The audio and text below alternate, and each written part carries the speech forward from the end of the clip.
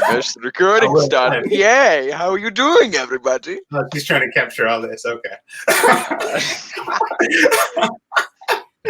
Jack and Jill went up a hill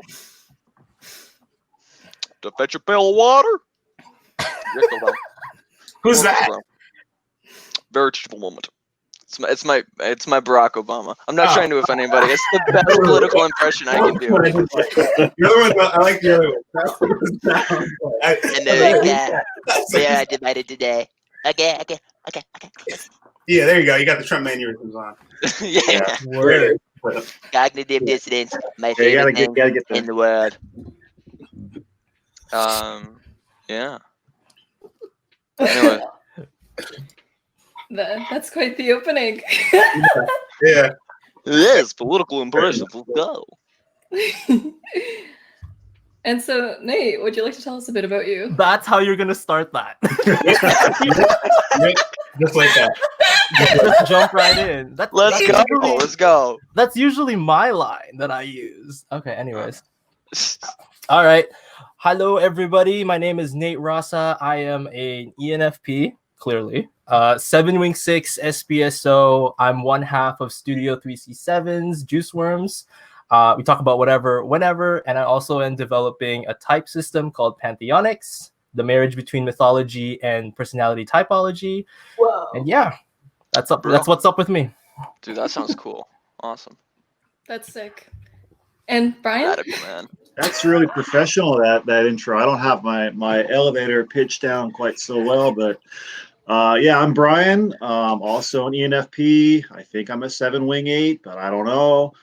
Let's see. I'm a writer, I'm a teacher, and I have a blog, and every once in a while I do podcasts, but generally I just kind of explore life, and I'm enjoying, hoping to enjoy, well, I'm already enjoying being here because Andy is very entertaining, so. Yeah. You got energy.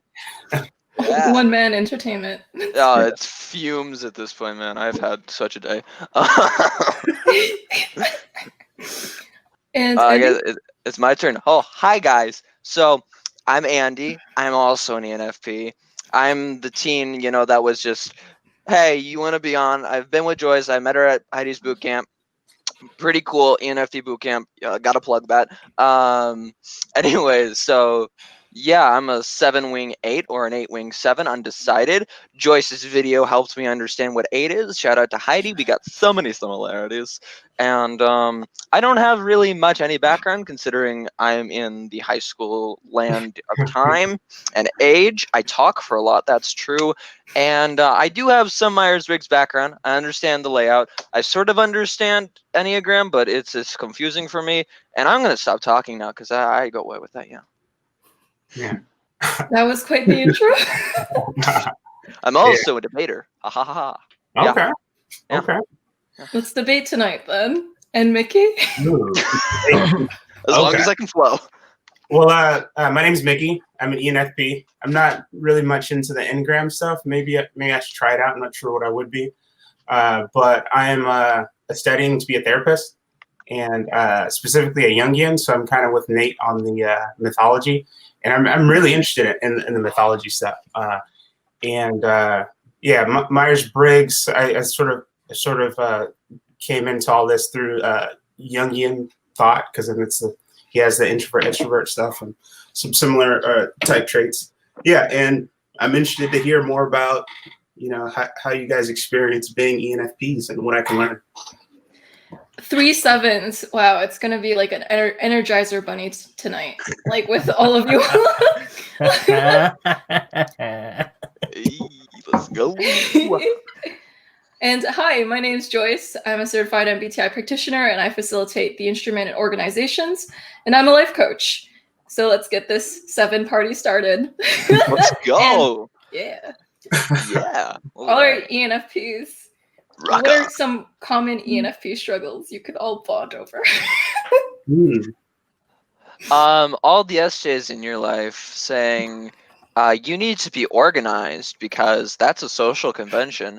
And my gosh, I'm sure we could all attest to in school. I'm experiencing it daily. how the SJ teachers, when they read a book that has so much potential for in-depth talk, where it's like, oh, we're just gonna look at the superficial details and try and go deep with them, and I'm like, yeah, nah, the sky is blue because the sky is always blue. Come on. Yeah. I feel that wanting to go deeper into something and being ready for it. Mm-hmm. I feel that a lot. Yeah, and when you give an opening for something, or you're trying to start a deeper conversation, and you're with a group of SJs, and it's like they don't see it, and they just. I mean, even SPs sometimes. Like, I love them. One of my best friends in the world is an ESFP, but at points they're just like so util that it's just like, I don't have anything utilitarian to give you at this point. It's just a fun conversation. I mean, yeah, that's where you have to access that like inner chameleon, and you gotta, see things through their point of view, and then present it to them. That's not chameleon. That is putting on a costume. I don't mind. You like that? Yeah, you're putting on a costume. Being a chameleon is more for the INTJs, where they actually blend in. Basically, you're like, hey, I'm gonna be my full true self, but my full true self knows how to talk to you in an effective manner. So I'm not gonna be a chameleon because I'm never gonna ever want to be like an ESFP, because ENFP are just that awesome, and I'm going to, just put on a show. If I'm talking too much, guys, just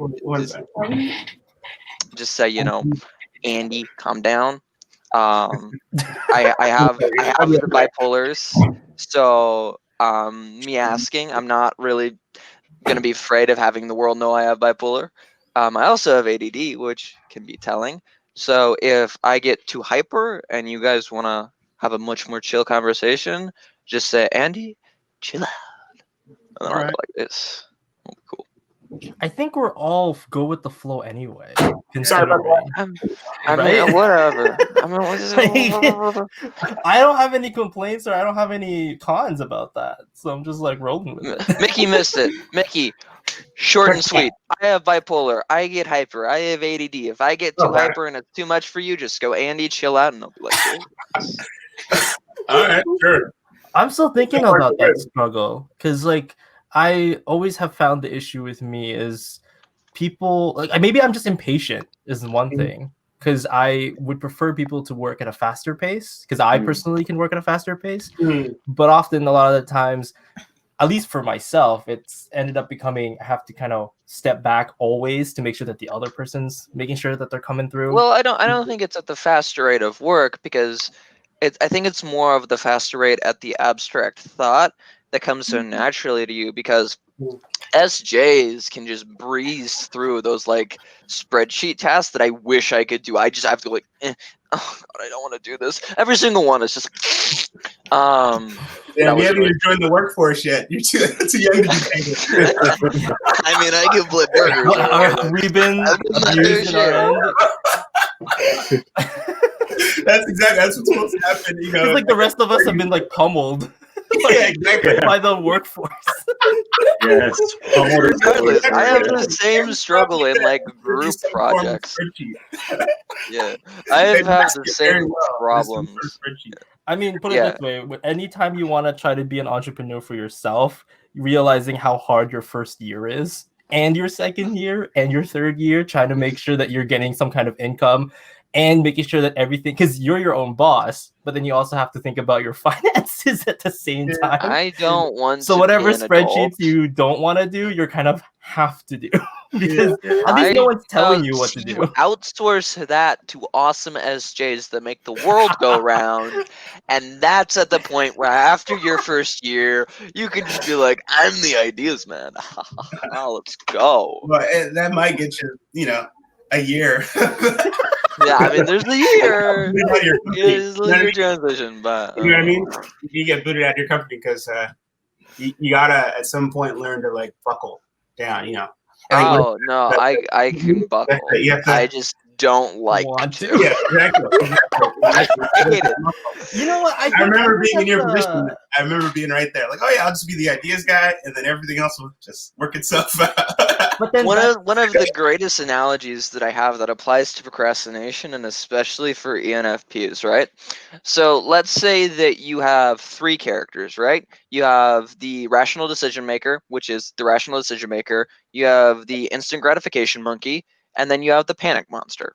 Now, when your rational decision maker is driving your body and your brain, he's like at the wheel. He knows which ways to turn and stuff. But the instant gratification monkey, he's super annoying. It's like, I want to do that, I want to do that. And the rational decision maker, gets kind of overpowered and gets tired. He's like, fine, I'll just let you have your fun. And then the monkey takes the wheel and he goes round and round into the dark playground through the dark forest. And the dark playground is when you're not doing homework, you're not studying for tests, you're not doing cheats, and you're watching YouTube or anime, whatever floats your boat. And then at that point, you kind of emerge out of the dark playground and are like, oh, I had my fun. And then the panic monster comes out like, you have work to do. It's gotta happen now. And you're like, Yeah. And then you do the work. And then the panic monster's like, okay, I'm gonna go into my cave now until you need me again. You need that panic monster out more often. Well, the thing is, you got to make nice with the panic monster so that you're you not don't wrong. listen to the instant gratification monkey, and then you go through your flow. And I would highly recommend looking at Tim Urban's "Wait But Why" article on procrastination. It's where I got it from. Gonna give him credit to that. Awesome guy, super smart. Let's go. Okay. Yeah. I feel like I've seen that book before. Yeah, the procrastination thing is kind of actually like the way most people procrastinate, I think, is different than an ENFP does. Like for us, I don't procrastinate like by not doing things. I procrastinate by doing a bunch of things that I shouldn't really be doing. You know? Like It's more like I have other things in my life that aren't as important, and then I do them instead of the really pressing thing. The same thing happens. So like they'll feel more important. Yeah. Well, so in math class. But the rationalization driver can tell me that, like, oh, Brian, actually right now you want to practice guitar because maybe when you're 70, you'll become a professional guitar player. So you got to practice. But what about the times that your procrastination actually did help you? Have you had that situation before where you went off on a tangent and then that tangent helped you down the road? I don't know. You might be an outlier, Mickey, or maybe you just procrastinate more than we do. I don't know, man. You have to have a large body of work of procrastination. Yeah, you gotta hear me. That's true. When you're 18, you're procrastinating on something. Then you turn 25, and then that thing you spent so much time procrastinating on, you needed to know that. I see. Your past self. Why is that sounding so relatable? Yeah, I was like, I've done that. I did that. Yeah. In like a whole month. Andy, in a way, let me put it this way. I'm kind of jealous that you are quite still your energetic self. Because clearly the rest of us here have been pulled to the limit. No, this isn't normal me. This is me on fumes. Okay. No, I'm not. You did mention that. Yeah. This is me when I'm tired and trying to be energetic. Later on, you'll see me just go. Yeah. Okay. I can totally be chill. It's just right now, not my headspace. Progression of the video, we'll get there, hopefully. I was gonna say story time. So in my math class, you have to take like pictures to turn it in because we're all virtual and stuff. So she wants it to be a PDF. So it's a whole nother thing than just taking a picture, right? Because a JPEG doesn't really expand well. That's why you want it to be a PDF. So I have to go through the app. I have to like get the app on my phone and then like take the picture, share it with my Google Drive as a PDF file, right? And that takes like less than 30 seconds, and I just have to go to the correct, school website page and turn it in. But I do the work during study hall, and then I don't turn it in immediately. And by the time it's supposed to be turned in at 4, I haven't turned it in. I'm like, Is you procrastinating on turning it in? Yeah, no, I'm just like, I can turn it in later. For me, it's like, there's always more time. And then I get caught not reading the rest of Macbeth and half of the chapters I'm supposed to read for a push. But we move on. C'est la vie. C'est la vie. Is that because you just forgot to turn it in, or you got so distracted about other? I actively chose not in the moment to turn it in because I was too lazy and saying, after school I can turn it in. I mean, come on. Yeah, you want to blame your ENFP for that? I'm not sure. I don't know. No, that's me. I'm just saying ENFP struggles. Some people can relate. On the front end procrastination, I'm with you. But the back end, you gotta work on that, dude. Yeah, just turn it in, man. I love that though, because I don't know, maybe I would be in the same boat being younger. You know, you learn as you grow. You know that you can't. Yeah. Things you gotta just. Yeah. You suffer long enough in this world until you realize that you can throw it right back at it, but then you don't come out without some battle scars. See, the words that I hear from you sound like the fake, deep, depressed people, like the fake depressed people in school. But then the way that you say it actually makes it sound like, I'm not saying that there aren't depressed people in school. Yeah. I'm not saying that. I'm just saying the people who act like it for attention, because there are them. But the way that Nate says it is so just like, he's at chill with it. It's like a grown-up saying it because that's what happened and he's okay with it. Let's put it this way. Over this months of 2020, I have grown to be full-blown misanthrope to the point where I really don't like. I think humans were a mistake is my running gag from a lot of the things that I talk about. Now, you see, I'm the exact opposite. Here's why. Here's why though. It's not because I think that. My point being is that because a lot of humans are disappointing in general. There have been a disappointment. My take on that, though, is, well, because I'm not.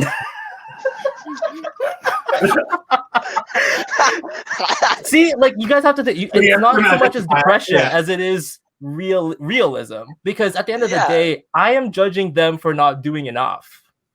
And that's where I'm coming from. It's not because I haven't done enough, because clearly I've definitely done enough. It's just that with how the years going on with me, and gosh, I can't believe I'm starting this episode with that kind of narrative. Okay. We'll work with you. We'll work with what happens. So really, here's the thing. It's just, albeit at the same time, obviously you can't show up at your nearest kind of establishment and just say like you hate them and then give me my money. Like you can't really do that. So you gotta be a little bit nicer. But the point being is that I still think that a lot of the times I'm no longer surprised by humans anymore, because they all bring, like, everyone's repeating a pattern. Brings me something new. Bring me something I don't know. Bring me something that I can actually work with, rather than just everything else. I'm not saying that I'm just this cynical in a bad sense. I mean, I actually call myself a happy nihilist. Coming from, Nate. But I would like to raise you. Perhaps you're falling into your own same patterns, and the only reason that you perceive everyone to have the same exact patterns is you're looking at the bare bones rather than actually seeing the sensors or whoever are doing the patterns for what they're actually doing. Because in order to see what other people are worth, you're going to have to sort of be in their shoes. So if they're saying what you perceive to be the same thing with a different skin, they're saying really a completely different thing in their head. So I don't think that you can judge them based off of your own perception. Look at their perception. Well, I'll take you on that, because in a way I do have that issue where I am more judgmental than. Well, I know I'm gonna admit it. I am more judgmental. I judge all the time. Dude, that's okay. We all do. That's how humans grow, man. If you want to know full honesty, I absolutely judge everybody all the time. However, I do agree with what you said about there is a different perception, because I definitely think that they are seeing themselves differently than how I see them. I want to give them that chance. I'm open to give them that chance to prove me wrong. I love being proven wrong, because at least it's an opportunity. Yeah. But if you don't, that's not my problem. Last night, I was trying to make sure I brush myself up on all the functions, and it was talking about the fourth function, like the SI, that when we're stressed or fatigued, that could come out and make us, do exactly what you're talking about. Starts to bring up because in your lighter moments, you have an optimistic point of view. You can see all the possibilities for why people are good. But when you're tired and exhausted, it's like actually, they fucked up here, they fucked up there, they're gonna fuck up again. You know, and then you can just go down this deep spiral. Well, Yeah. I think here's the funny thing though with that is I don't really think it's. Well, I want to add on to what I'm saying, because I think the interpretation that is coming off as if I hate. I mean, obviously, I will say it because it's how I feel. I hate humans like as a period. Like it's just a comedy at this point. But let me finish, Don't make all or nothing statements. Let me finish. Oh my but gosh. again, with my point of like letting people do your fun, because I am still willing. Like it's not that I'm so hurt that like, oh my goodness, my life so hard. It's not. And I don't think in terms of that way. It's just that I have this thing where, oh, excuse me. This is why I've been muting. I've been burping constantly. I want to give people a chance. I still do. At the end of the day, I'm still an idealist, not trying to be all cynical at the end of the day. But and I also can't live without humans. Like these are things I have to like live with my life. So I've like come to accept that even though I have these opinions about people, it's not the end. It's not the end of the world. It's not the end. Like it's not going to be an issue. Like I don't think people are gonna lose their minds over it. I personally don't think so. I make a statement like I do because I'm being honest. But that's about it. If someone were to call me out on it, I'm actually way more gracious to admit it and be real with it, because I'd rather say that than lie and be like, oh no, I liked you. I'm like, you were fine. No, you weren't. Let's be real. No, you weren't. But what I want to. Oh, go ahead, Mickey. But I haven't gone down that deep end, but I feel like there is a bit of an ENFP thing where you can fall into that to like a cynicism, you know, if you're absolutely, you know what I mean? Like I think I know what you're talking about. Like you could, I've been like there are times when I'm there, but maybe you've been in there for a lot longer than others, huh? I mean, yeah, and I think you know what sucks. I have this funny thing where even though I'm telling it to you guys because you as fellow ENFPs, you won't get me on this. Exactly. Because to other people, we're seen as this rainbow vomiting type. Exactly. So I don't really have anybody to kind of be like, yo, this is actually what's going on, because everyone will choose what they want to see.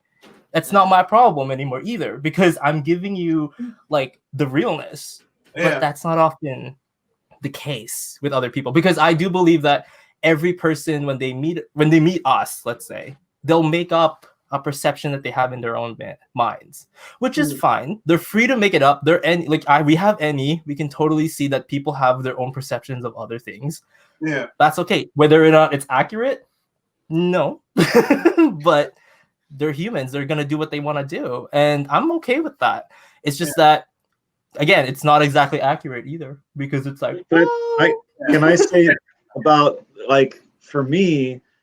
I found that, and this gets back to the whole like SJ thing, where I have some friends that all go out and like, okay, I live in Japan and we play a game called park golf here, which is like a mixture of like croquet and golf, right? So I go out with my SJ friends, we play park golf. And like you, Andy, I also have some bipolar stuff. And some days I'll go out and I'll be like in my darkness, right? And then like afterwards, I'll tell them, yeah, guys, I'm really sorry I was so down today. And they'll be like, I didn't even notice. And I think maybe it's because I'm pretty good at like putting on like a really cheerful face, even when I'm in my own, like for others, because I don't want to bring everyone down into how I'm really feeling, you know? But at the same time, I'll say the same type of stuff you're saying, Nate, where I'll be like, man, people suck. I'm so tired of this, you know, like. Yeah. But I'll say it in a way, I guess, with a laugh or something, or you know, like I'm a big George Carlin fan. And I was just watching the thing the interview he gave, and he was saying the exact same thing you're saying, Nate. He's like, you know, I liberated myself a few years ago. I just realized like humanity, it's over, the experiment's done, and now I'm here for the show. He's like, I want the comet to hit because I just want to see what happens. And like I can relate to that. Like I kind of cheer for like terrible weather events, and then I'm like, man, Bryan, like there are actually people suffering under that hurricane, but you're like cheering for it to be a Category 5, you know? Like, Oh, go ahead. Like, don't invite us to funerals. Clearly, is what I'm getting at. The thing that I want to say, just making a comment on how like bipolar works and how like just how humanity works in general of how they react. So I want to start with like bipolar, right? So bipolar is very characterized by the mood swings, I guess, but it's more characterized by the increased perception that causes said mood swings or something. Yeah. So the thing that I like to say is like, let's say you're experiencing like a whole bunch of bad things in a quick succession, right? And you're feeling really down, like you ran into a thing in the room and then things are falling and then you're just having a whole bad SI time. Like, take that normalness and times it by 10 and you've got kind of what you have to deal with when you're bipolar. So I think that also kind of stems from it's just an exacerbated way that we make decisions in terms of how like humanity minds work, because everything that we perceive is what we're going to take in and judge. And I mean, I guess for judger types, they judge before they perceive, but in order to act on said judgment that they've made before, they have to perceive what's going to happen, right? So if we can bridge perceptions, which is the NFP's specialty, we can actually help them understand ourselves as well as be able to work more efficiently. You just have to be able to talk to them effectively. So when Nate talks about how like humanity is down for, I don't think he actually means that. I think he's talking in great hyperbole, but I understand where he's coming from, that realistic cynicism. And the way that you move past that is I sort of have little offspouts of that too. I'm very grounded in my faith, and the reason why humanity exists is purely so that we can love God and attain heaven, right? That's the sole reason we exist. We exist to we have free will. So I'm not going to make any more comments on that because that's a thing. But I will say that if you can ground yourself in something good in humanity, and if you can always point that out in every single human you meet, then you're able to sort of liberate yourself from the cynicism, because the cynicism is what can create a downward spiral and make your connotation on the world and people more negative. And that leads the ENFP especially down towards a darker place, and then to their shadow functions, or at the very least into the dark manipulation. So that's a very fine road that you have to walk. And me as an 8, like I'm gonna pretty much say I'm an 8. That's what I'm kind of decided on, but I'm winging it. Can you catch me up on an Pun 8? intended. Can you catch me up on an 8 first, like short, broad strokes? Okay. So 8 is essentially like we're champions for justice, saving the innocent being like the right and wrong. And then we also have the worldview that we need to protect the autonomy of people, right? Because every human is autonomous in the way that they make decisions, and every human is not inherently good or bad or evil. They are inherently self-interested, which does not mean that they can't make right connotation, stances, but there's that. And then to protect their autonomy and for them to be able to live on their own, we take people into our circle that we care about, and then we end up helping them, like give them a rod and teach them how to fish, essentially, right? And then and then what we try and fix in other people, or at least try and help them fix, is things that we're actually working on ourselves. And I'm not going to go into much on 8 because I don't know Enneagram all that well, but that's my hot take on it. So me as an 8, I forgot where I was going with this. Oh yes, so the autonomy part, that also feeds into a level of cynicism that you can have, but the way that you look at the world around you is you cannot change what people do, you can only change how you react. But if you are able to help the people around you that you truly care about, you're able to help change your worldview in terms of how to protect the autonomy of people, because people are they're inherently autonomous. So Nate, your cynicism, I don't know where I'm going. I'm just talking because I'm an extrovert, but let's go with this. I feel you. I think I could bounce off of that too. Because then you're saying on your intro, Nate, about the mythology thing. The reason why I'm interested in mythology and Jung and things like that is the idea of like archetypes, and how we're all combinations of archetypes, and, Absolutely. and archetypes, if archetypical characters are in a story, let's say, there's different parts of the story. Like, I think that if I'm understanding this right, I think that SI, when we're like stressed out or in rough patches in life, our SI will highlight all of the negative parts of the story. Because in like any Disney movie story you see, or whatever the movie is, when you see a story, like there's going to be that part where the character is like messing up a lot, and you see that it's their fault, and then you could like focus on that a lot. And then I think that the NE just makes you see every single permutation of people messing up. So then you could easily like say, well, that's all everyone's doing is messing up. But then if you could remember the story, or even how Andy's saying how like faith, or you got to ground yourself in something so that you can, maybe that's FI or something. I'm not sure. I mean, I could be. Well, faith and those latching onto things to anchor yourself, that anchor is regardless of type. It's just how they use that anchor is different in how they implement it in their life. Yeah, exactly. But what I want to help, yes, Nate, I like you already. I'm taking you into my inner circle. I'm gonna give you a little. I'm getting a lot of SX vibes from you, and I'm already putting up a wall. You get what? So in Enneagram, there's a thing called instinctual variance, where it's basically. Oh yes, I'm the sexual type, right? Yeah. You are? I knew it. I got hives immediately. Oh no! I'm just gonna warn you. All or nothing statements lead you down to a dark hole that is hard to escape from. Well, okay. Here's the funny thing though that I want to like clarify. I make these all or nothing statements, but we're all ENFPs. What makes you think our all or nothing statements actually mean all or nothing? The way that we joke, the way that we hyperbole is the way that rubs off on how we think. It's osmosis. Really? I am willing to bet you on that. But here's the thing though, we're all ENFPs. It may work for other types, but because we're all in that realm, I live in a world that's constantly gray, period. Just because I say black and white statements doesn't actually mean I have black and white statements. We are any dogs. We talk out of our ass about all the time. I understand the distancing yourself and existing outside of your hyperbolic statements.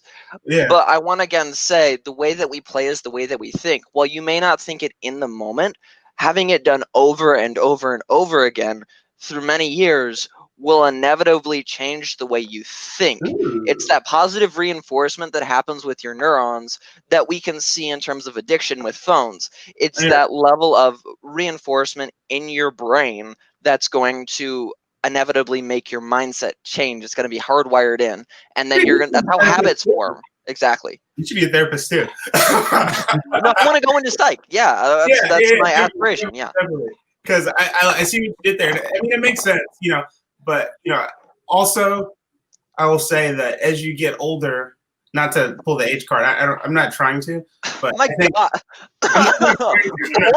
trying to talk to me. I think like ability to access the darkness inside of you like increases as you get older, and it's both good and bad, And I think I would say I 1000% agree with both of you. I think it's also unbecoming of me as a 7 to even tap into my cynical side, because it's like, what? But you're a 7. Like this happy optimist personality. However, here I'm getting to my point. I want to speak afterwards with an analogy type thing. Or maybe a lawyer or something. I'm not sure. The optimism works. At the same time, I agree with the whole tapping into darkness thing, because I don't want to shove it under the rug, which is something I've habitually done over the years.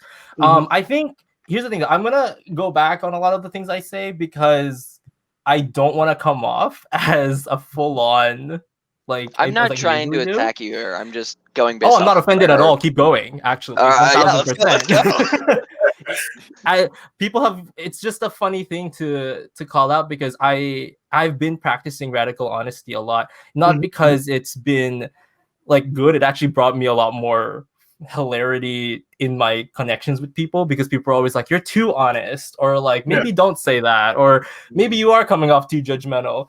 But I'm coming off from the background of like, I tend to say out loud what people might be thinking in the room, and are just being blocked by their whatever biases or whatever cognitive things, that like social niceties that they think that they need to have to get to the point. Because I'm with you, Andy, with the whole trying to get your communication to the most effective way possible, because a lot of the times I feel like a lot of people lose the message that they're trying to say because they're trying so hard. There's so much yellow tape, which doesn't make sense to me. Now, it's also funny because I also preach this level of like type where I like to use it as a tool thing. So I'm also kind of contradicting myself with the whole trying to be radical honest, but at the same time, you realizing that people communicate differently. And so because people communicate differently, you have to adjust. Because I remember first getting into communities, like type communities, I was like, if you're not going to accept my rainbows, then you're going to accept my message some other way. Because what I'm saying is still right, because it's whatever was effective in the moment made sense. Is that you're just not taking it because it's coming off from a rainbowy, stereotypical perspective, which is like, what do you mean? Like, obviously that's how I talk, but fine. If that's not how I feel like my message is much more important than flowering it with something else. You know, do you guys kind of like relate to that in a way? Like, but flowering with something else doesn't necessarily mean that you're putting puff when you're trying to shift the words that you're going to use. Yeah, Absolutely, the word choice is what I'm talking about that matters. I do want to add on. I totally understand how like fun it is to just tap into your inner dark side and not have to be like, I'm going to be nice to you. Right, because in D&D, I would never do this to a real human. Hold on, my hair. I change hairstyles all the time. Anyways, so in D&D, I would never do this to a real person. But at one point, I walked up to a village, and I'm this like evil character, right? I'm the chaotic stupid is what we call them, and I don't care about human life in this game at all. So literally, I walk up, I get the quest to like go get okay, this is what I did. Okay, so let me get started. So I'm this Illithid, which is like Cthulhu guy, and my DM gave me a horrible item that allows me to pass one charisma check, like auto pass, right? Which is stupid. So essentially I can walk up to somebody, ask them to give me a thing, and they'll just automatically give it to me, which is like once per week, right? So I walk up to the king. No, I walk up to a shop owner. The king's later. The king is more fun. But I walk up to a shop owner, and we're in this quest to kill changelings or whatever. Midway through the quest, I go, "Hey, how you doing, Mr. Shop Owner?" He's like, "Yeah." I'm like, "All right." And then I just swindle him with like normal, charisma-based stuff. And then I steal all of his, goods, right? And then I sell. This is what I did. My favorite thing. So I stole like a block of mithril. Like I was just like, let me pay it for 1 copper. So I paid 1 copper for a block of mithril. I took it, sold it back for 1 million gold coins. And I was just like, hey, the DM's letting me do it. He's a pretty rich shop owner. And then at some point, not in the same campaign, but I used to play this like what we call a Yugoloth, which is essentially like really lore based, but they're essentially demons. And I was playing one that was a warlock, which is charisma casting. So again, I was charisma. So I ended up making a company called Lego inside D&D. We sold it to like the mortal realm essentially, and then we made a net profit of I think over $1 trillion US. We did that conversion. So that happened in a course of a week, and normally in D&D, like a really big amount is like 1,000 gold coins. We had over like a net worth. My party had a net worth of like 10 million, probably more than. So can I interject for a second? Because I said when you first started that it was probably kind of Freudian that you chose a D&D character that's evil. Because I think that's in a way talking about what we're talking about. As you get older, you get more access to your darkness. And just how you said, like you'll inevitably experience this at some point in your life, and especially for ENFPs, you'll notice that you could do a thing that it may be bad, but you know that you could get away with it. The rules stack up in your favor. Nothing's bad's going to happen to you. you know, and then you're just like, well, you're like, how do I do See, and you did in the game? Like that's what I'm saying. Like you're aware, at least subconsciously, that I steal food from my mom all the time. It's okay. I know that's like really low key compared to what you're saying, but it's got the same, you know, base message in it. You're aware. Of it. You're aware. You're just not. You just haven't brought it into your conscious yet. And as you get older, you know, you don't want to go too. Mickey just spouting out all this relatable. Yeah, you don't want to go too far because you just be the Dark Lord. My favorite thing to play in D&D is somebody who, you know, when they're interrogating somebody, they don't put up with anything. They go like, so like the person who's not talking, you walk up there with like your double daggers or like your fist thing, and you go, "Those are some nice eyes. I wonder how much they'd sell for." Yeah. Right? And you say it with like a much more like, "Those are." Do you find yourself liking the charismatic villains a little bit too much? Oh my God, they're so much better. I love anti-heroes. Yeah. They're so much more interesting than the like. Yeah. I'm Superman, and I. By the way, Bryan, being the lone, I guess, guy in this situation, how do you relate to our chaos right now? Oh, absolutely. I mean, the dark. You know, if my thoughts could be broadcast as you guys were talking, like, yeah, you would know. Tell us, I'm young not the lone good guy. what's up? The dark side. Yeah, no. I was just thinking about like a couple things. Like for me, definitely being aware of that and getting in touch with that darkness and how to express it in a way that's not going to get me into like a huge amount of trouble in my life. And when you're talking about D&D, Andy, like for me, like I don't play lately, but for a while I would play like Grand Theft Auto. Yeah. And like, you know, it's just a great way to like, all right, I can do whatever the hell I want in here. And like, this is a good time. Like, let's go up on top. Dude, Brian's a gamer. Let's go. Let's get this bread, guys. Andy, you should start this. We should have a D&D, all of us. Just bring us all in. The Joyce, danger. Do you want to host that? Do you want to host that? Joyce is gonna die. You know, I want to play. Oh my gosh. You know, You would all be you know, quicker than D&D.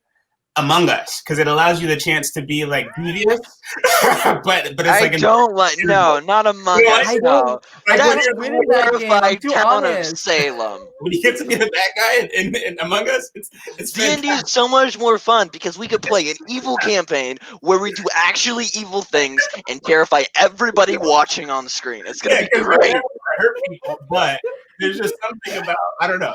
There's something. Oh my gosh, so many tongues will be lost from so many innocent citizens, and their organs they're gonna be sold. It's gonna be great. I mean, I'm here for whatever you're having. I want some of that.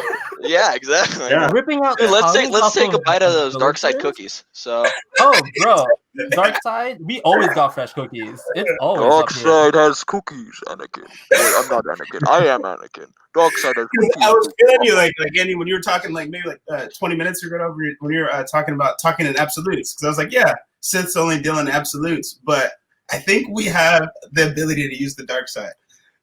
We never left, Mickey. We've never left the dark side. It's where the fun happens. We are rogue Jedi. Like Jedi. Really, we are rogue Jedi. What we do is we use the good force, but we're also in touch with the negative, the bad force. I mean, dark I've side. always found the good force to be boring. Like, really? It's boring. Like, That is how Sith get lightning. Why do they get the lightning? I want lightning. Okay. Star Wars lore. Going on. You know Yoda can use lightning too, right? Yeah, he just does it because Jedi rules. Ugh. Yeah. Who cares about the rules? No, because it's in the lore. Okay. All right. We have really bad SI. We don't care about the rules. Yeah, like screw the lore. I'm not the lore master. Use lightning. This is the reason why I'll never play Wizard School of the Lore Master. I've always found magic to be a cop-out in fiction, though, right? That's soft magic systems. Ooh. There's two different ways. You can do hard magic systems, which have defined rules, and magic is much more of a tool than an entity. I love that. I love that a lot. Soft magic systems are like with Gandalf, who's just like, "You shall not pass," and he wins. I don't like that. I don't want like an easy win. It's like in D&D, it's a very hard magic system. Oh, because is you- it based off the dice thing? I mean, honestly, I haven't played D&D It is in a while. D&D is My based off age of is showing. dice. It is a tabletop game. Like I have really cool dice here, right? They're metal and they're Okay, pretty you had it nifty. right You They're not got like metal warrior dice, bro. stuff. You need to hook us up. Hook us up. Dude, honestly, that'd be so Joyce, cool. we've taken over this chat room. It's gonna be a D&D roleplay, like from Yeah. now. My name will be Thanius Acanis III, and I will be the greatest paladin oath of revenge. Just make me the Dark Lord. I want to be the boss at the end. The You have to fight me for that, BBEG man. I stands for wanna big bad evil guy, where he's like the guy who's causing all your problems. Mickey and I are gonna be like just danger. Yes, we shall be danger. Whoa, Surprisingly, that doesn't hurt my voice. What just happened? I dug really deep. I think we opened Pandora's box and Andy. You were so nice. We are Yeah. Pandora's box. You guys. Yeah, You Pandora's were like, box. good. Jesus. And I God, am the charismatic, you know. 20 minutes later, dark side. The dark side goes, Anakin. I'm the old, Palpatine I'm past. just imagining how this is gonna be a very entertaining video to watch. The people, Yes. I'm just saying, I don't mean to be rude, Joyce, but it's just kind of like the amount of voices, like how we go back and forth, the chaos. It's like, do people need to like prepare themselves before they even come across this? No, but we're Yeah, fine. you might I want think to we're all put a down. warning, like drink 20 cups of coffee before imbibing this video or something. Okay. how many cups of coffee do you drink in a day? 2 for me, actually, just 2. Oh, Me, I so I just drank have- an entire gallon of coffee in a day, and I suffered. Probably like 5 or I wasn't paying attention. Anyways, before I go quiet so I can let y'all talk, I'm just gonna do a voice. So my voice sounds like this, but when I hold my album's apple in this way, Hi guys, how you doing? All right.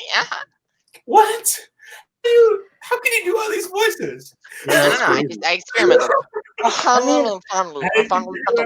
You're better at that than I don't think. How did you figure that out? I So you picked How you out doing, some people sweetheart? with, Okay, how you doing? I'm a smoker. It's great, you know. I've done anime girl voices just to freak out the guys, like the guy friends I got. okay, we might as Because well. I got them all. You've No, already gone- Andy. Yeah, it's a funny thing. Is I got everybody to close their eyes. Everyone to close their eyes and then just hear it. And I'm like, Oni-sama. And then they're like, no. Oh yeah. Hard No respect for that. We should No. collaborate. So you know JoJo, right?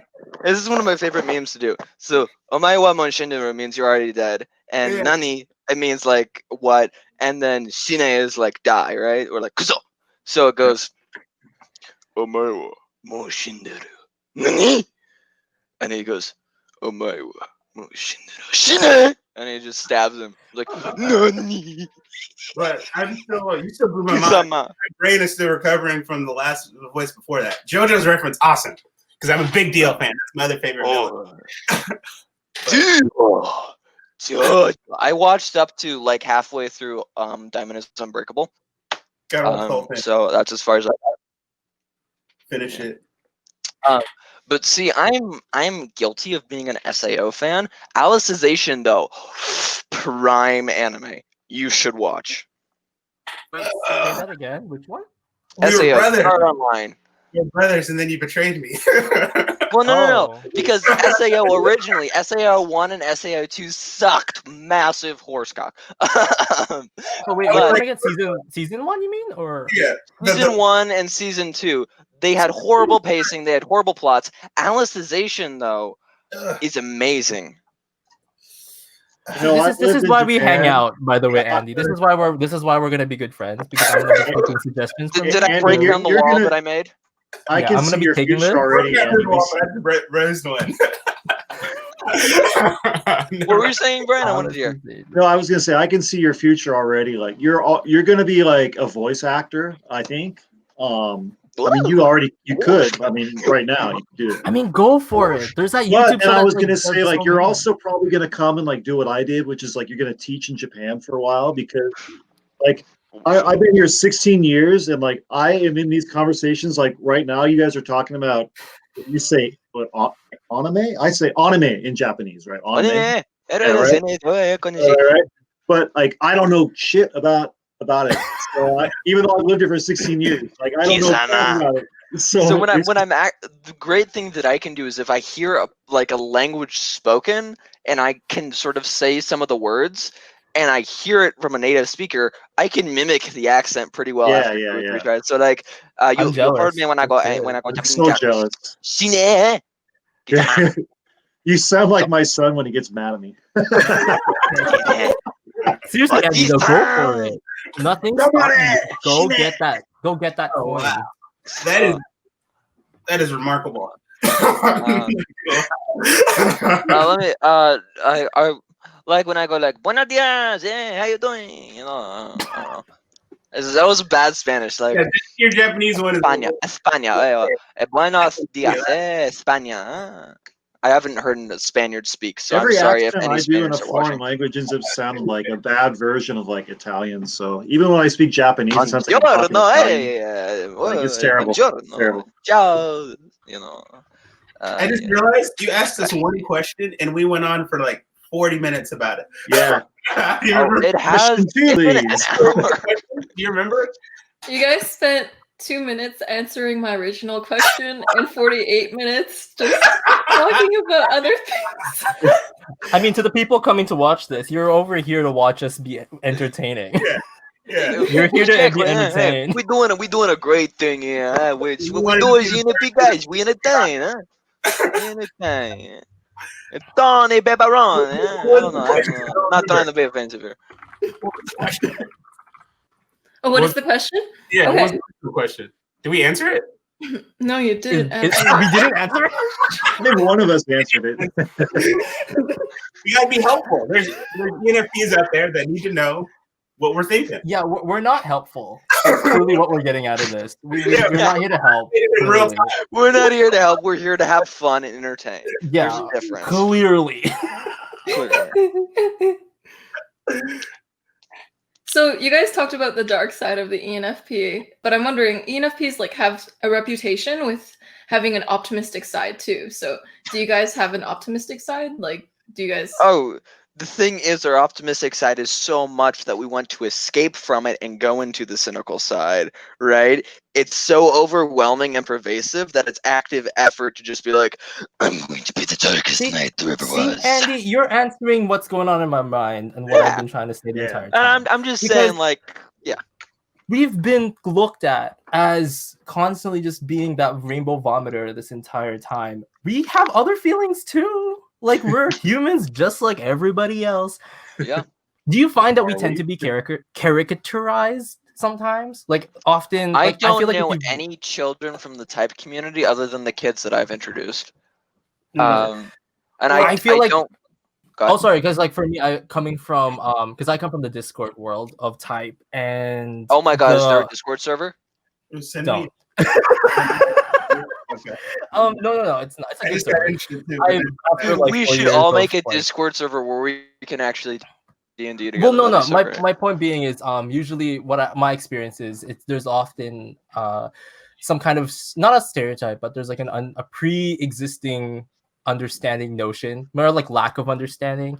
The ENFPs are one-dimensional in the sense that we only bring that rainbow manic pixie kind of vibe, which is completely the same thing for puppy dog sevens, right? Puppy dog sevens, yeah. I mean, clearly I'm not a puppy dog seven. and SJ8s, right? There's just right. At least for me, I think the degree of which someone thinks I'm, super positive and happy-go-lucky is like the more someone knows me, the more they know I'm not that, right? Yeah. So like I go to a bar every or back when you could go to a bar. There's a bar I frequented pretty often, and then the people there think I'm happy-go-lucky, but that's the time that I've allocated to like go wild into that, right? And then my cannot relate. That I'm around all the time. Well, you're not going to bars yet, Andy. What are you talking about? Hashtag that's why. Hashtag still use hashtag as a funny hashtag. Being ironic the meme. high-functioning alcoholic that I am. Oh. When you are legal, call me and let's go. Because I have a world of pleasure you need to see. I can show you the See, Okay, ready for it. I can show you the world, shimmering, shining splendor. Yeah, By the way, Tell me, Mickey, just princess to of last. go back to mythology for a second here. I'm a Dionysus is one of my archetypes. So Okay. clearly, Hey, it kind of you goes have hand in hand with alcohol, I unfortunately. am a that Zeus. part of your system? Wait, that you're saying you're working on a personality type system? Is it like you make people gods like personality types? No, it's inspired from the works of Jean Shinoda Bolen. So this is shout out to Personality Hacker who got me into it in the first place because Yeah. the podcast we get into that book. So Jean Shinoda Bolen I think she still is a Jungian analyst. Mhm. And she made 2 books called Gods in Every Man and Goddesses in Every Woman. And it's basically kind of, I would say, the outline of if you wanted to look at people from a lens of archetype, such as the Greek mythology, Mhm. pantheon, really. I kind of took it when I was reading through the books. I understood it as more of people, the gods were a reflection of the worshippers. So the Sure. gods at the time were basically the reality TV of the ancient world. Hmm. So it kind of makes sense why we see these archetypes in celebrities nowadays.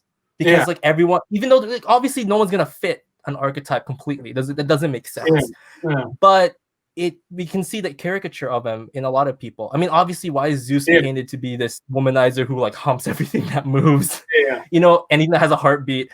It's not supposed to be literal, but I feel like it fits. I mean, it fits the realm of the NE definitely because we look at interpretations of multiple perspectives as a natural thing. So things Yeah. like archetypes, which doesn't really have a foundation necessarily grounded, can actually we function kind of comfortable in it. Like it's Yeah. our realm. Yeah, I agree with that, and I think, well, for me, I think that when as far as archetypes concerns, the more you identify with a single archetype, the more you are open to its like dark side. You know? Yeah. Yes. I would say too.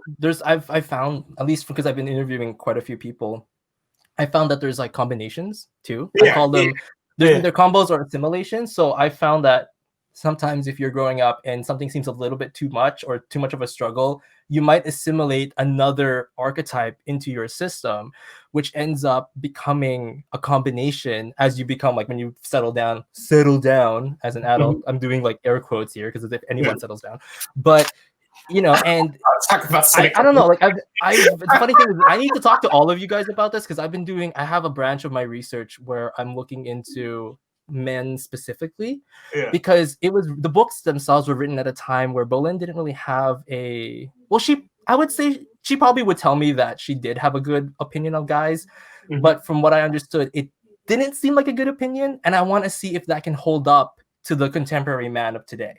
Because I feel like masculinity has evolved over the years and the generation. Right. We're no longer stereotypes.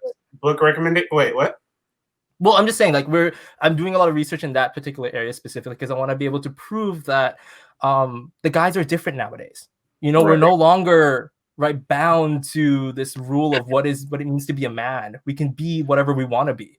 I don't know about you guys, but I am big, strong woodcutter, man. Yes, oh yes. I'm a big woodcutter. I break rocks for Mickey, living. I'll get into it. I'll DM you about it if anything. Yeah. I'll DM you all of you guys about this. Awesome, that'd be so cool. Nate, are you familiar with Robert Moore's book? I was just gonna say Robert Moore. Yeah, King Warrior. Specifically, let me see if I can jog my memory. Robert, what is it? King, Magician, Lover. That archetype. I know a guy from Sweden, Johannes. If you're listening, shout out to you. I just haven't been able to read into the books. Yeah. Okay. Yeah, because I read that like what was that 2 years ago?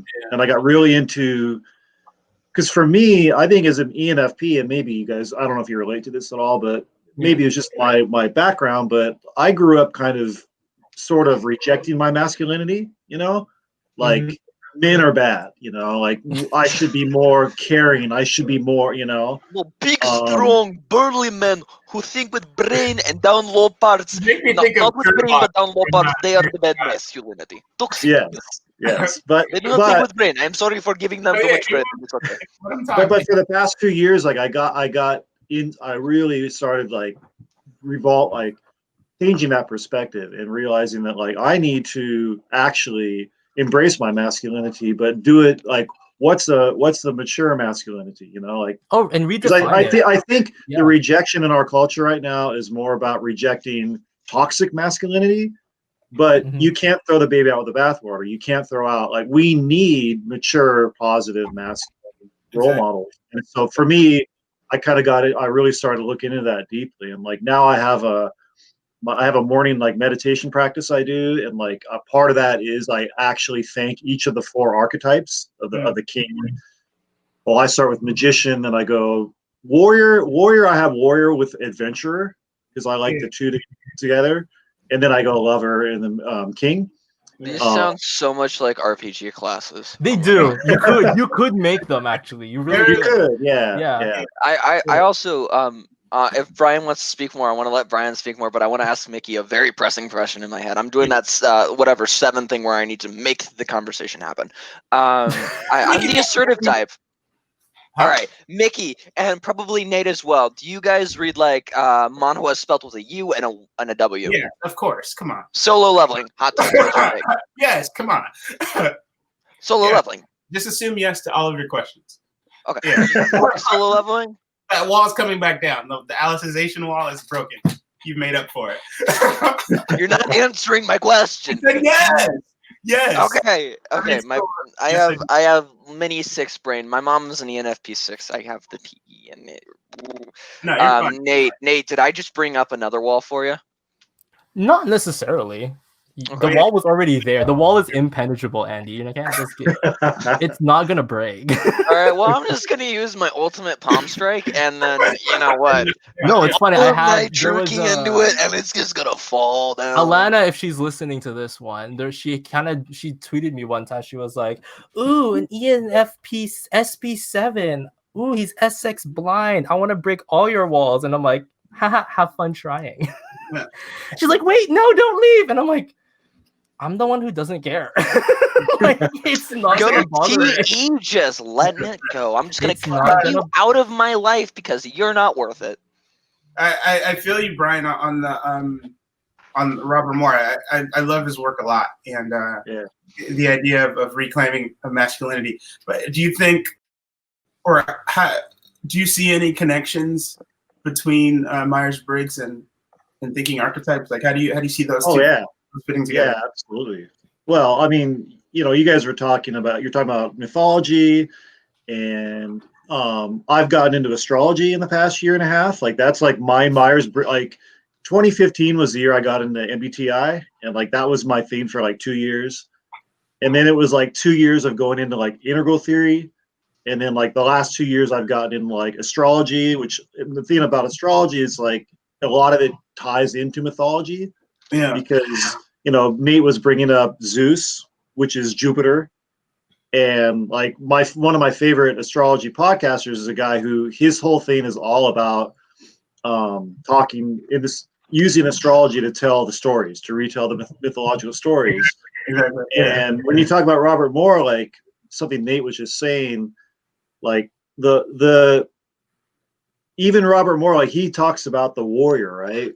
Yeah. Which it's kind of the old sort of like you go out and you kill the dragon and all that, but the modern man is like trying to not necessarily want to like freaking kill everything, you know, like we want to incorporate, we want to integrate. And, you know, so warrior adventurer to me has a little more of a ability to not be the guy that's out, you know, not be the hero that has to, like, I like Indiana Jones. All right. Indiana Jones, you know, like Indiana Jones is not, he's not really going out trying to kill people. For it. He kills a fair bit though, right? He does. Okay, boomer. What do you mean? Indiana Jones is legit. I love. Yeah, Ryan, I'm here with you for that. This is cool. I just like my anime heroes who have cool sword fight with magic. It's cooler.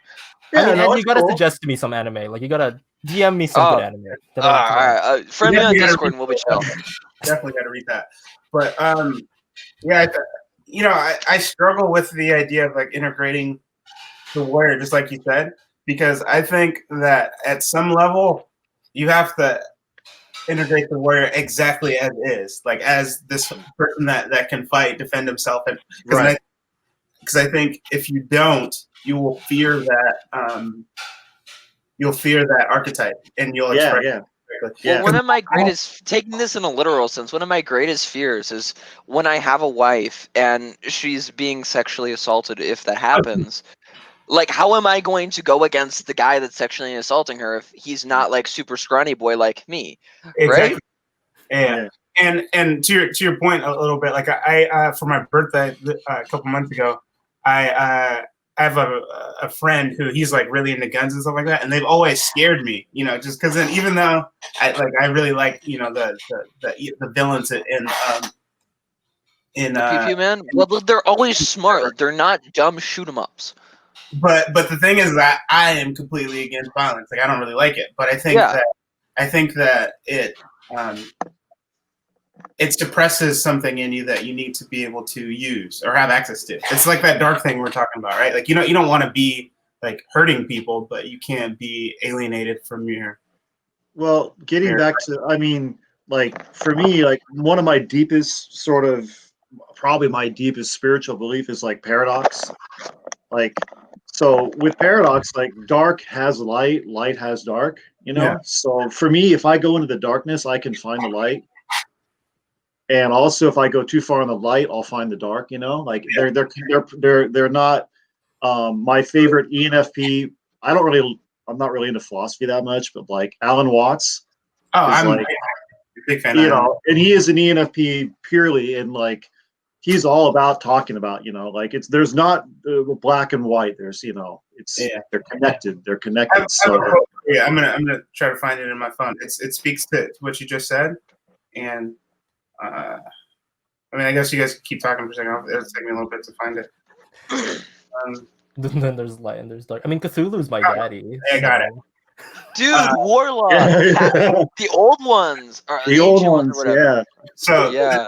There's a quote. Joyce is like, oh no. The world is in balance. To light a candle is to cast a shadow. Yeah. Ooh, I like that one. That Yeah. sounds Yeah. It's crazy because I think that's part of where the ENFP feel for the dark comes from, because you come up with all these possibilities, and then you see that any road you take is going to have some bad consequences. Oh yeah. Well, we stare in the void to see if it blinks first. The thing that goes back. Go ahead, Brian. That goes back to Joyce's first question, which let's answer that now. The one and only question. Okay, like for me, my biggest struggle, like I'm going to be 48 in a month, and like I still really don't know what to do with my life. And part of that is because I'll see like a possibility, but I'll see like the downside of it, you know? Yeah, but I think part of being an ENFP and living with your true self is you may find an occupation that you enjoy and stick with, but that's not what you're going to do with your life, is chasing the never-ending self that you're always trying to search for. And Jesus. Well, I mean, like for me, this year, like I just I've been teaching here in Japan, and I taught for 16 years at the same job, and like teaching in junior highs and elementary schools. But like last fall, I had kind of just a huge like year of kind of insight into where life was going, and I was like, I need to quit in March. So I quit this year because I was like, I need a new path, But getting back to astrology, like I'm full on Capricorn, like which means like I can really, even though I'm an ENFP, I can really focus on work, and I can dig into the details of a job. And so like I love teaching, and I love being around, like I just love the energy of like teaching a kid something or an adult, anybody, and having them like light up and like understand it, But I did it for so long. I did it probably, I would say now maybe 3 years longer than I probably should have, like I've been thinking about it since 2015, like I should quit, but I also, I like to stick to like, I stick with things, like I want to really live it out to the very end before I give up, Have you heard of Ikigai? Have you heard of that? Reason Oh for yeah, being? yeah. It's a pretty sick diagram that I think it's good for everyone to just stare at and then just Yeah, just chill with it. Just look at it, Yeah. then a little bit, look at it. yeah. Ikigai is great. Yeah. They talk about that in integral theory. They talk Ikigai. They use that as well. Yeah. So I like moving, that. yeah, Yeah. moving off of like what Joyce's first question was, we're still on that. One of the main struggles I have with being an ENFP. Struggles. That's what it was. Yeah. Yeah, so when I write something deep for like language class or just in general, they don't like travel deeper into what I was saying, and they fail to get into the meta land which I want to get across. So Yeah. I sent this in the ENFP boot camp, but I want to read it. It's not that long, but if everybody's okay and if Joyce is okay. Yeah. Okay. Um, let's begin. As I open my eyes, I wake. It's like like a poem that doesn't follow like iambic pentameter and that stuff. It's more free write. Yeah. Sure. We're fine. Poet's Go ahead. nasal drip. Lovely friend. As I open my eyes, I wake to see a moon so dazzling it blinds me. It shines like the sun, yet calmer still, and I lose myself in its majesty. I look deep into the moon's soul, and as I gaze, the moon's soft glow seeps into me. The moon's light slowly creeps into my core, my life, my everything. It shows me visions of merry folk who gloss over the silken plains, laughing almost monotonously, their laughs almost dreary and tired, tear into the facade of the fabricated story I thought the moon once told. I hear a voice cry out in the darkness. It's shrill to the point of almost visceral cold. I cannot, should not, will not describe it. It is pain and all it is sadness that runs deep into all life's veins. It's followed by a blood boiling yell from a man, then a boy, then a woman, then a girl, all of whom seem to be screaming for somebody to love them. No, save them. Yet were oddly content with their guts being spilled out from an obvious screech of a swish slash of a blade. It was night. I thought as I looked up into the sky. The moon almost seemed to turn to me, and I heard the old man's voice behind my back saying, "Follow the trail that leads to nowhere, but still to the place you call home." Confused, I quickly turned back to see the old man's face, and all I saw was my own face staring straight back at me. But this time it was not like the mirrors I had seen before. It was a soul looking into another soul, yet mine still. No options yet open to which ways I can travel, I followed the old man's advice, as he was wise, wiser than I, a sage perhaps. I nor anyone shall know, as he is nowhere, but we can all feel him everywhere, unannounced, unseen, unheard, without a trace but our hearts and souls and minds. The trail was long and arduous. My feet felt as if nails were piercing their soles, not the souls that bind them to the earth, the souls that let me lift them far off the ground into the abyss, where I can neither stand nor fly. All I can do in that domain is be, however unhappy and happy I may be. These nails felt like searing hot fishhooks that cut through and soldered my skin down to earth. Or was it earth? It felt more like a suffocating hell, where I could neither stand nor fly or be. Well, I'm sorry, only be. Despite the pain, I could crawl, and as I crawled, I heard the sickling cackle coming from the sky. Scared to look, I saw the moon staring down at me with an ice-cold, stone-burnt auburn eyes that took the pain out of my feet for only a moment and shot a straight bullet through my soul. The cackle shoots through my ears to my soul, curing them together, drying them with salt of a sound, to the point that they become pointless and painful to have on my head. My eyes opening wide, I scream for help, but nobody answers, and I am alone, deafened, for what seems like months, days, years, decades, centuries, always crying for others to love and adorn me with bittersweet crowns of thorns, signs that I am the one who they care about, but yet still receive the everlasting spite. As I meditate on these visions that dance in the back of my mind, I slowly fall into a sweet lull that a fair maiden, as I approach her, she looks at me, smiles, then turns to ash. She had the face of my long gone wife, and as my wife returned to ash, she too returned to dust. Then a dust storm came out of seemingly nowhere. I was blinded forever after that event, so thus I could not see.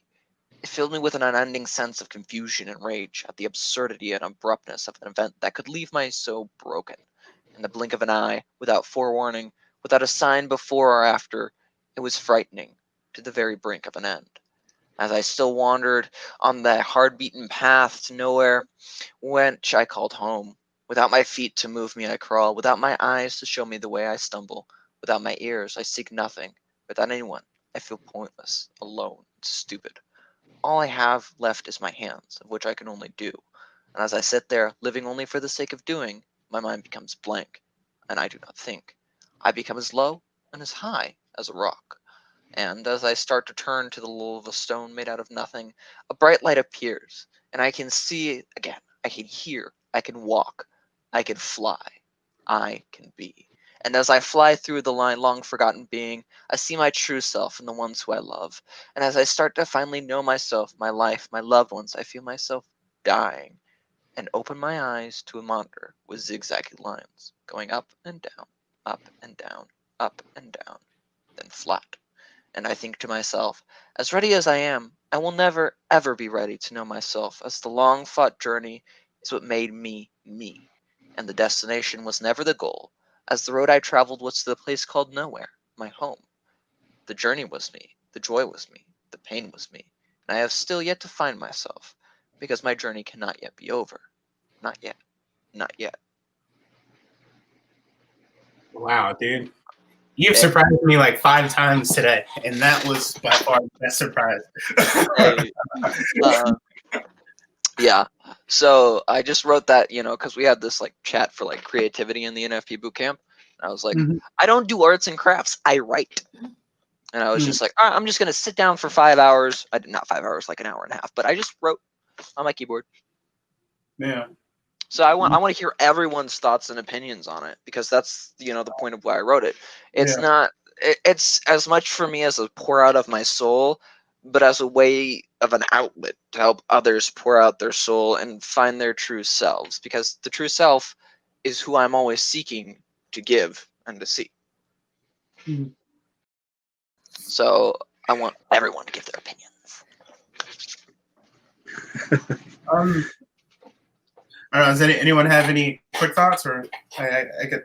I mean, well, I heard a lot of what we were talking about before. Like, there's a lot of the light, the dark, the paradox, the imagery of the moon comes up, where, going back to astrology, the moon is all about our feelings, our inner, who we our connection to a feeling, basically. And there's so much feeling in that it's something. When I hear something like that, like, I kind of get lost in the language of it and just the feeling of it, and so I don't really feel like I have words. Like, I'm usually not at a loss for words, but I don't really feel like words are the best way to respond to something. When I felt it really deeply, is all. So awesome. It's what's crazy. At work, we had this like for Halloween. We gave out like goodie bags, I guess, and each one had a tarot card in it. And mine was the moon. The moon. There you go. Yeah. And it's supposed to be. I think it's supposed to be a bad omen.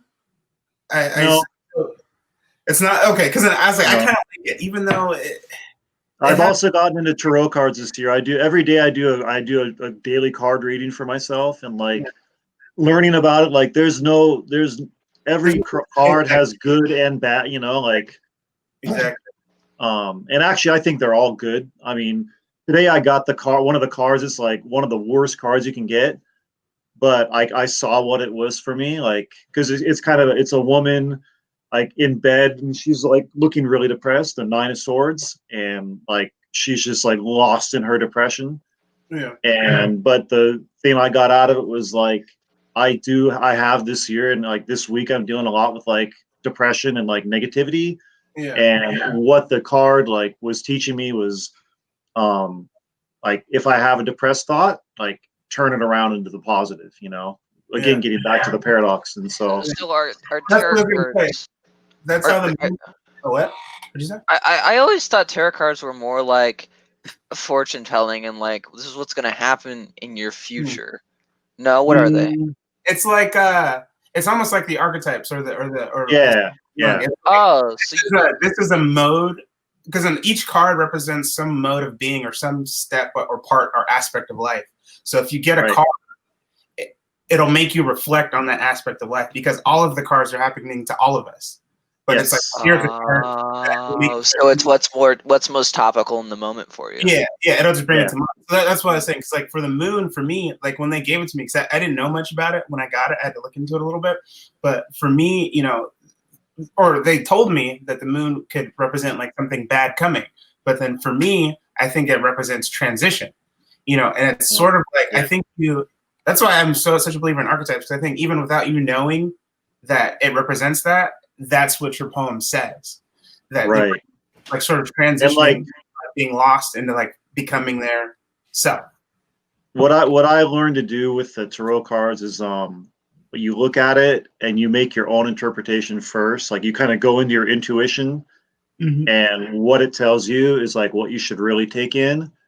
And then I use, there's a website I use, it's like a tarot website where she offers like kind of her interpretations of each. And then I have a Word file that I copy those into, and then I like highlight the things that really stand out to me that kind of elaborate and help me understand it. Yeah. But like the moon is like transitions. I mean, the moon is the fastest moving of all the planets in the sky. Yeah. And so it's always transitioning. The moon isn't a planet; it's a satellite. Well, no, I mean, okay, that's you know what he meant. It's Rasa's body that's gonna happen. Yeah. That gets into the language of in astrology. Anything that's moving in the sky is a planet. Like the sun is a planet, the moon is a planet. Like the actual. In astrology, the actual like meaning of planets goes back to it means like wandering body is the meaning. Like the etymology of the planet is wandering body. So it can mean anything. But yeah, the moon. It's good. I mean, I like getting such. Well, now I'm at the point where no matter what card I get, I'm like, okay, what am I going to learn from this? So, you know, there's no negative. And there's another. Go ahead. I'm just very interested in what Joyce and Nate have to say. Oh yeah, maybe we should let them. I don't want to like stifle your any and stuff, but yeah, that's fine. It'll be there. Yeah, it's not going anywhere. Nate's deep in thought. Yeah. No, it's just no. It's like no. It reminded me a lot of because I used to write a lot of poetry when I was in high school, and like somebody even commented that apparently we have like we utilize language differently. He called it weird, but I kind of interpret that as we use it differently because at least for myself, I describe a lot of things with a lot of I guess a lot of adjectives, a lot of metaphors, a lot of things like which I feel like is natural for all of us. I mean, I personally prefer juxtaposition to anything because the juxtaposition really highlights how one thing cannot exist without another, but it can also be a paradoxical approach, and it does make you think. Yeah, you have to be able to sit in that paradox though, or else you. When I noticed like. I mean, quite honestly, I found an old book of like stuff I wrote in high school, and like when I was listening to your stuff, Andy, I'm like, man, I was nothing like that when I was in high school. My stuff was crap.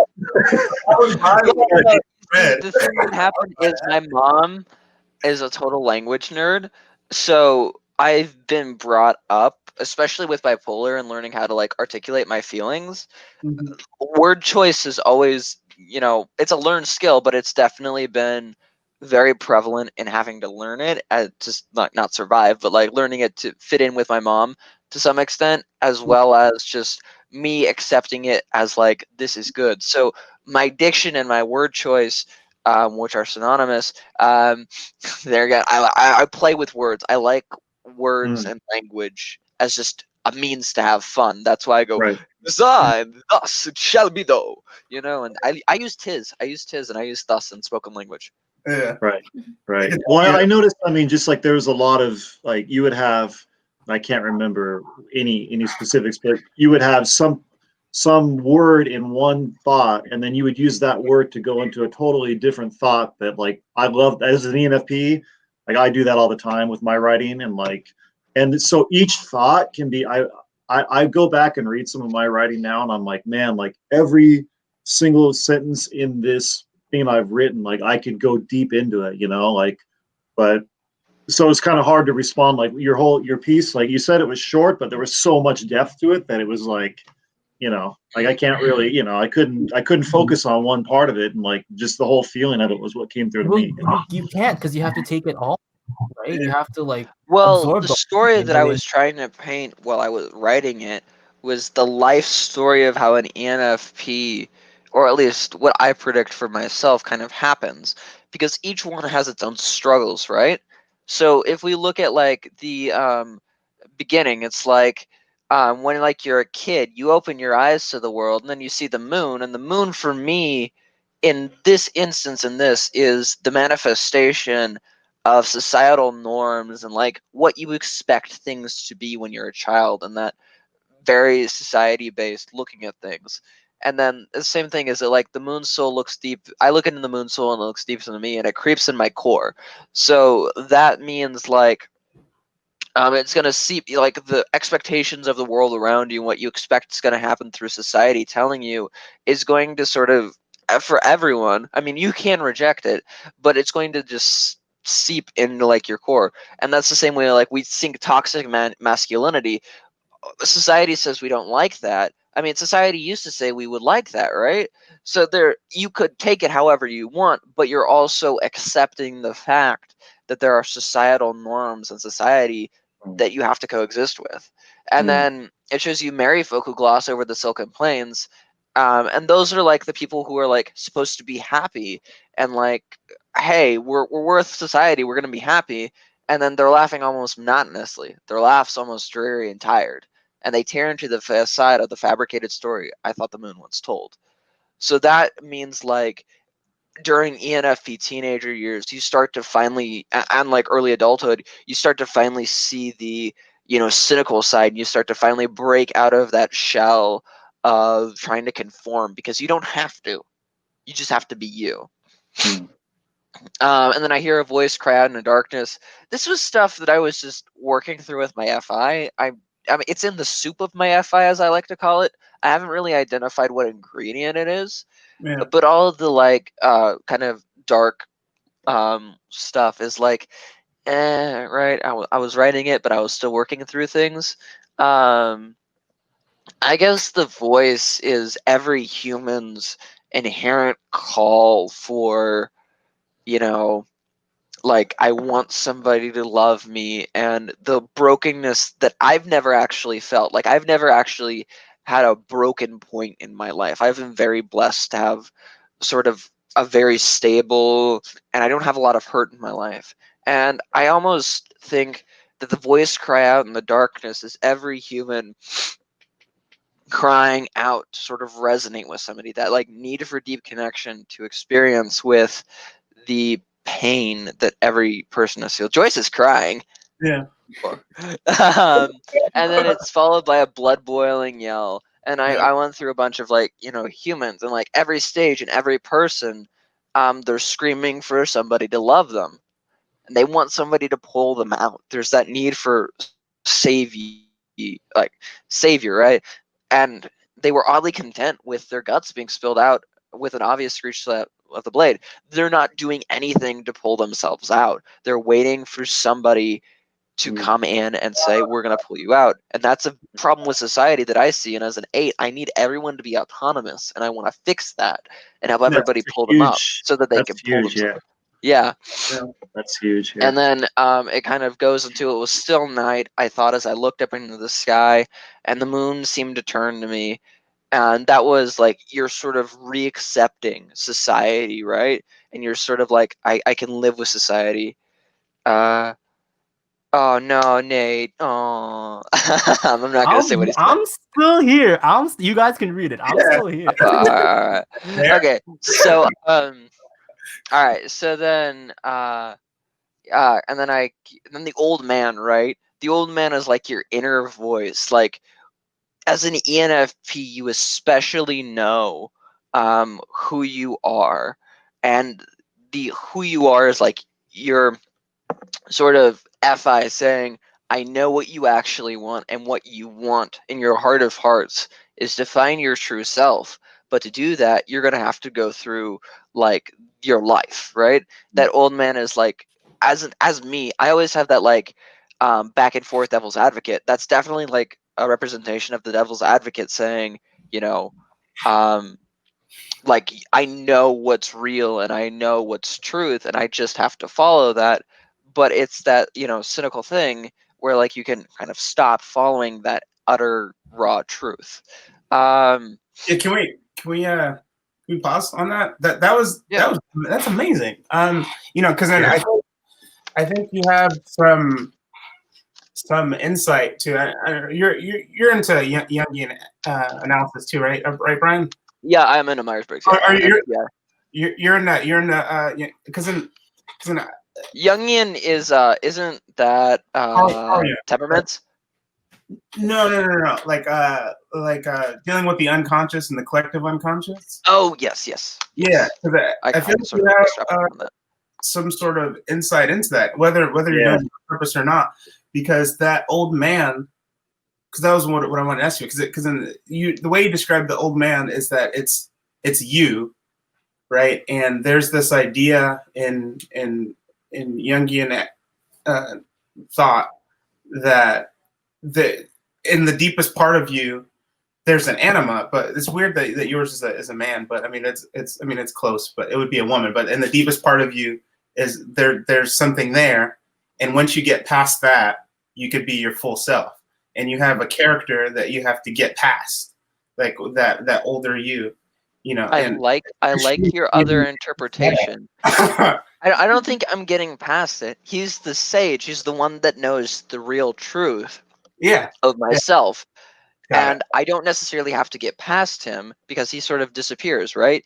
All you're doing is listening to that true self that you have to go over and over again as an ENFP. Yeah. And I like your interpretation. I'm not like dissing in any way. Yeah, I'm just saying that was the meaning that I wrote it behind. Yeah. And then the no options, like you're always gonna have to at least follow the truth. Like you can't deny the truth. That's the point of the truth. It's true for all time. So then you have to follow that. And then I talk about like how like description of him in the last part. And the trail was long and arduous. That's like a thing for life. But the feet, the nails that they're talking about, that kind of bind you to the earth. It's like growing up and not having that. The whole journey is to find that way to fly again. Try the way to swim in that air, and that's kind of what young adulthood does. Is it like ties you to the cynicism of the real world, but you also, when you crawl, it's that sense of I'm gonna make do. I'm gonna crawl my way to my true self, and it's those baby steps. And you have to, fight the soldering to the earth. You have to fight the fish hooks that are searing, and it's that like journey to learn how to fly again. And the domain where you can be is that way of like being in your fi soup and swimming in it. And it's like the domain of your mind. And if you are really tied down to earth in the 3D world, because everybody's talking about that with society and stuff, you're gonna lose yourself, and you're gonna have that ENFP like lose yourself in the three-dimensional world, kind of overdo your TE, and it's gonna end up like just really making you tired, and you want to be there, and that's how you fly there. And that's what the suffocating hell is about. And then despite the pain, you have to make do, and you hear the sickling cackle coming from the sky, and you see the moon with the ice stone burnt eyes, and what they do is that society, again, giving you, especially like within your family, right? There's that glimmer of hope again, that you can sort of listen to things like you'll be okay and stuff, and then it doesn't actually come to pass, and then you sort of cut off that listening to people, and you do that whole, I'm not saying that Nate does it, but like the whole ENFP thing where you're just like, I don't care about what you have to say. Everyone around me is wrong. They do not know me. Yeah. And that's where you cure your ears and your soul together. They're one and the same because you feel that hurt through it, and then the Andy, can I drowning with the interrupt you salt. for a sec? Go ahead. Yeah, I'm curious, like how much of this when you wrote it, how much of it were you like you're explaining it now, like you're almost like you're reading someone else's work. And I'm wondering Yeah. how conscious you were of it, how conscious you were of it as you No, were I writing wasn't conscious when I was writing it. I was just kind of writing, and now as I'm explaining it and forming the ideas as I'm looking back and reading it Okay, at this point. that's what I thought. But I'm just it's I do the same thing with my own writing, and then Yeah, I'm kind of sometimes it I'm was blown away by like, wow, I actually had a lot more to say than I realized. Like I was just sort of flowing with it when I was writing, so I was just curious about your process there. So yeah, it's definitely meta analysis right here. okay, But yeah, and then it's become pointless and painful to have in here. That's just the rejection of all the world around you, and you sort of break down into, yeah, I don't care. It's funny you mentioned that because I'm not gonna take offense to it because I actually am pretty honest about this background of mine that I've kind of what you would call a recovering dark ENFP, if that makes sense. So it's like, what am I gonna counter when it is truth in a way? When the people keep talking about like an ENFP being manipulative, an ENFP being power hungry, an ENFP being this or that, guilty. They are all real and true things. Guilty. Like, to be honest, it's something I've been through, done, and not proud of. It's a past of mine. It's something that I am very true about it. Like, if people were to ask, like, oh, what have you done? Like, do you use people? The thing about SP7s or self-preservation 7s about the potential of using people as tools, unfortunately, I've had that problem too, where I only saw people as just what they could bring me to the table. That's literally been like a narrative of mine for quite a bit. And I think you hit the nail on the head, though, about being honest about the fact that this is coming from a darker place, from a place that I didn't really necessarily realize at the time that I was actually bulldozing and like hurting other people. And it's something I had to reconcile in like the age that I am now, or in the era of the chapter that I'm living right now. I don't want to go back to that side of me anymore. There's a side of, I know the potential is there. I can speak from it from experience. That's probably, I joke about it now. I mean, it's a funny story now, but if you were to look back in history, like, let's say this year 2020, so 2015, 2014, it's not a good time. That was a black age. It was a dark age for me. It was a lot of, there's no electricity.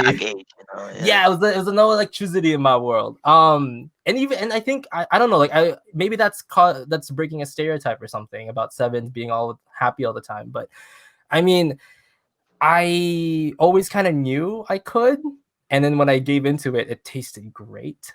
It's why that's the problem. But then it drains you over time. That's the problem. It didn't. I reveled in it. I loved it. The problem was actually re-establishing the morality again of being like, oh my goodness, you need to start allowing yourself to feel guilt again. You need to start allowing yourself to feel this FI that you've been ignoring, because because it would hit me like a truck. The FI would hit me like a truck. Like, there would be months before I even checked the in. strain, it would be like, the strain comes from, it's not conscious in the moment, but absolutely not. And then once you finally get that FI, you feel that like hit of relief, and then once it takes a few tries. Right? Oh, absolutely. I used to do off the grid Sundays situations where I used to like kind of didn't really help that at the time I had kind of more of a toxic relationship with a friend before. So that was kind of my past. That was about for 5 years. When that finally ended and I finally got, to a place where I could say that I'm more not content. I don't even know what that means. To a level of chill zen that you can start to heal, is when I found new friends, and the friends that I have now have been like integral. I like to give credit where credit is due. I don't claim that a lot of the things that I do is just me. A lot of the times my viewpoint or my point of view tends to be an amalgamation of a lot of the people that I've met or have influenced me in the positive sense. I'm trying to attain the positive side of what they're trying to tell me, because I mean, I don't think I would have survived hating everything. You know, like it doesn't work. And I know that to be the truth. It doesn't work. It's a comedy shtick now. All right, I'm gonna say a thing. I think there's some insight in that. Like, I think there's the way I'm understanding it is that if you sort of shut off your FI, you could get access to easier access to your, TE, and you may, and without the FI to like sort of, I don't know, maybe ground you. I don't know. Well, let me give you Nate, were you a more of a talking about a dramatic dominant term. tertiary loop? Yeah, no, I live for it. The problem with tertiary loops for ENFPs is we actually love it. Oh, yeah. For me, I did get out of it. Yeah. Just side note, you saw me when I was coughing. I drank water wrong. Can any of you guys have that same thing?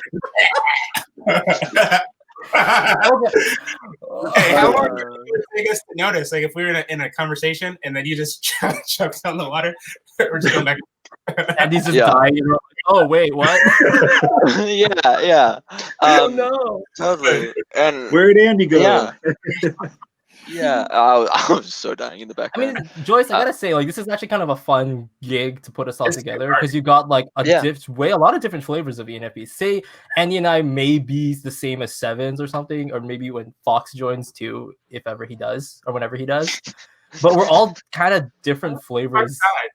Absolutely. Like, there's really, it's not the same. Even though cognitively, there's nothing you guys, nothing you guys said that I didn't disagree with. Because my mind will obviously go there too. It's almost like I'm watching. It's just like different where your mind is naturally drawn. Absolutely. Because the way that I really like how Enneagram is very centered around like the nurture and the way that your life kind of forms around. Yep. Myers-Briggs is very the natural tendency, and Myers-Briggs has I think a much broader spectrum in terms of it has to include a lot more things.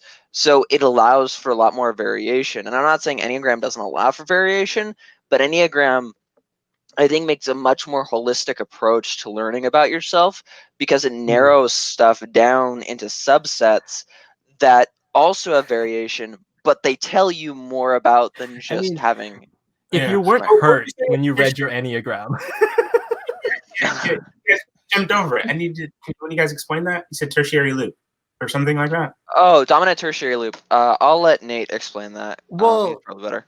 The thing is, there's a school that's divided about the concept of looping, because there's some people who don't believe that it's true, and then there's some that do. I mean, as a person who I can bring up examples of myself doing it because it was fun, but it's basically somehow you bypass your auxiliary function and you're kind of feeding off of just your dominant and your tertiary. Like and it becomes like kind of a feedback loop where you're just only feeding that. You're forgetting, and as extroverts, we forget to check in with ourselves. You know, we forget to take it easy, slow down, and be like, hey, what am I feeling? We don't think about that. We're like, no, work, idea, make it happen. Work, idea, make it happen. Like, it's just. And that's why it gets exhausting, because your FI is always vying. And the FI is in the corner going like, let me out, man. Come on. I will say, I can speak from experience. Like this November, like I totally went on that loop. Like, because I studied political science and journalism. And so the start of November, I'm like, all right, I'm going to follow the election again. You know, living in Japan, I don't have to that much, but I did. And like, I spent the whole month like just going down all these rabbit holes about what's going on. And as a creative writer, like I love conspiracy theories, and like I read them for my own fiction.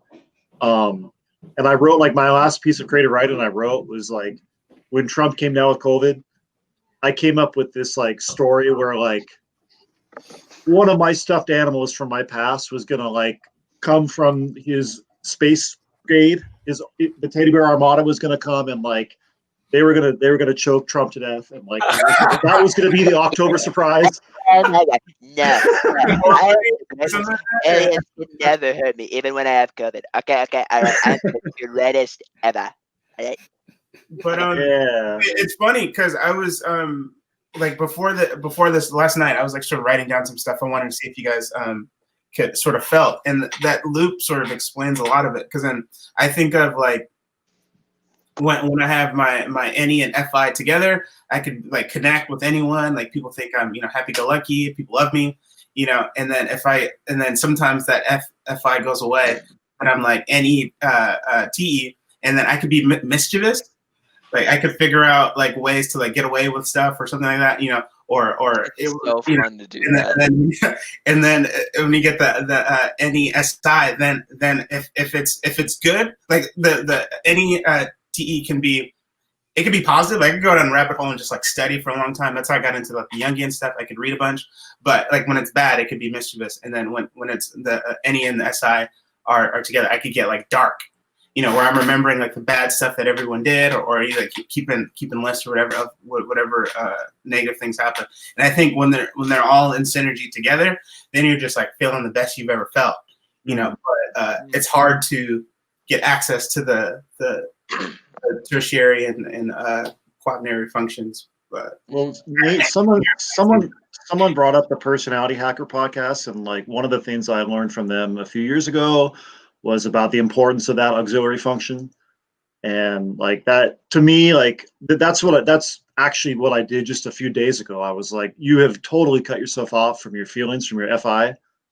And I did it intentionally, so I could enjoy like really getting into like that loop, like I was enjoying it, and I can enjoy it for a while, but then all of a sudden I started getting really negative and like, I'll get to the point where I'm just totally confused because I don't have that connection with my own inner compass, Yeah. And so FI reminds me to be human. Yeah. Like I cut out my empathy, and it's let's put it this way. I've been accused of being a sociopath. So Yeah. So I mean, is it a surprise? Probably not. But I feel like the whole rationalization about that is if you have to ask if you are, you're likely not. Because I've been wondering about it. I'm like, well, I don't think I am. Like, because I mean, I talked to a guy who once compared me to, because he was in the military, and if he's listening right now, oh well. But he compared me to like this guy who did something really unspeakable in like this room of children or something. And I'm going like, first of all, I wouldn't, wipe out a room of children. I'd at least put them to work. Like why would I? It doesn't make sense to me. I'm like, why would you think that I'm that? Some of them are making, triangle T-shirts. Come on. Exactly, and I'm like, why are you comparing me to like this full-on, like really ethically terrible? And I'm like, okay, well, at least I have FI. I can definitely say that. Yeah, I can really check in with myself. I'm like, no, I don't think I'm gonna do that because absolutely not. And I'm gonna frame it in a jokey way because when he did tell me, I was kind of more stunned at it because I was like, "Yo, really?" Thinking that I don't have, and it has been brought up. Like people have told me, I'm saying this now as like partly embarrassed. People have told me, "Were like, yo, sometimes you're coming off a little too much," and I'm going, "Oh, I think it's the curse of trying to live life radically honest." And I think a part of why I live like that is because I have that background of when I used to be a dark ENFP, that I did the manipulation, I did the background, I did the behind the scenes and try to puppeteer everybody because it's easy. I mean, in all honesty, Joyce, it's easy. I don't know how other people are going to take it. It's 1000% easier to do than trying to be more direct. And people are all like, oh, but ENFPs are so sweet. That's the point. You think we're not going to do it. That's why we're going to do it. But as a person, we're going to use the tools that you give us. Exactly. I mean, having had I guess, partly of the existential crisis and like trying to heal. So you can see, Andy, like you're probably picking up on the residual scars that I have, clearly. And I'm going to be real about it because it's there. But yeah, I mean, it's where I am now. I don't really regret the fact that I've been through it because at least I can say I can be that person now that says, hey, this is what a bad person could look like. This is what falling off the deep end is going to do to you. But my wish is really, I guess, for other ENFPs, you don't have to. I mean, I feel like I could have avoided a lot of that heartache if we had just, things. But I guess it felt good, guys. Like the power trip, it was so good. It does. Okay. I was curious if you guys felt that too, because I literally wrote that down. I was like, because I've had that feel before, But not. I didn't act on it as far as you did. It looks like. Yeah, my okay, I'm gonna share with something. My TE is screaming at me to just go finish your dang poem. Oh, you didn't Okay. finish it? No, Wait, you didn't finish? no, I finished I finished saying it, but I didn't finish going through all of it. Oh. And now my I'm out. is like, I need to move the conversation along. Screw, they're not paying attention to me. They're on their own thing. We wanna Their own, get- and my FI is like, oh my gosh, but their own thing is cool too. Your SX is so strong. My SX blind ass is going like, oh. Oh. Yeah. Anyways, whiskey- so I can move more quickly if you want, but definitely like the next paragraph, because I'm just gonna move on. Right. So my next paragraph talks about how I would scream for help and nobody answers because you're not listening to them. They may want to help you, but you dismiss them saying, "Oh, you don't really know how I feel." Da da da da. And you're like everyone in society craving for somebody to save you, but you're letting your guts be spilled out by your own mistakes. Right? And you're alone for a long time, and you kind of lose time in that aspect. And you're always crying for others to like love and adorn you with like bittersweet crowns of thorns. Like you want people to love you, but the way that you're getting love always feels sort of superficial and not really meaningful. And you want them to show that they care about you in this raw way, but Can you- you're full. Go more into that. Like an example. You have something there in your life or something? There's more there. I mean, there's certainly more there. I have yet to identify any specifics in my life, but there's definitely like for a long time in middle school. We're gonna try and identify it. I don't know that it's extremely prevalent, but it's kind of prevalent in all life, all time. But in middle school, I was surrounded by a bunch of people that I thought were my friends, and then they did push me away, and I've moved past that, right? But there's the level of sort of I was very bipolar and I wasn't very normal and I was ENFP. So I had a poor impulse control. So people sort of avoided me most of the time. And I found a few friends who, stuck with me through most of it, but they ended up like pushing me away. And I was just like, oh my gosh, what am I doing wrong? Yeah. Fortunately, I had my mom who had sort of the same experience to help me through it. And she was a great anchoring point. But really, it was definitely a long trip through elementary school too. There's something there. You don't have to go all the way into it, but yeah. I mean, the thing is, I've already gone into it so many times that I don't need to go into it again. That's the essential gist. Like it was whatever. But again, I'm writing my poems for other people to have an outlet. That's the point of why I would write and share. If I wanted to write it for myself and have an outlet for myself, I wouldn't share it, right? So I want others to sort of have that experience. So I was drawing from my own life, but it's more to draw the deep connection between others and me. And then you still receive the everlasting spite. There's always that level of like, yeah, that was me, right? I was like, they were nice to me superficially, but I always knew in the back of their minds, and they were like, oh my gosh, Andy's so weird.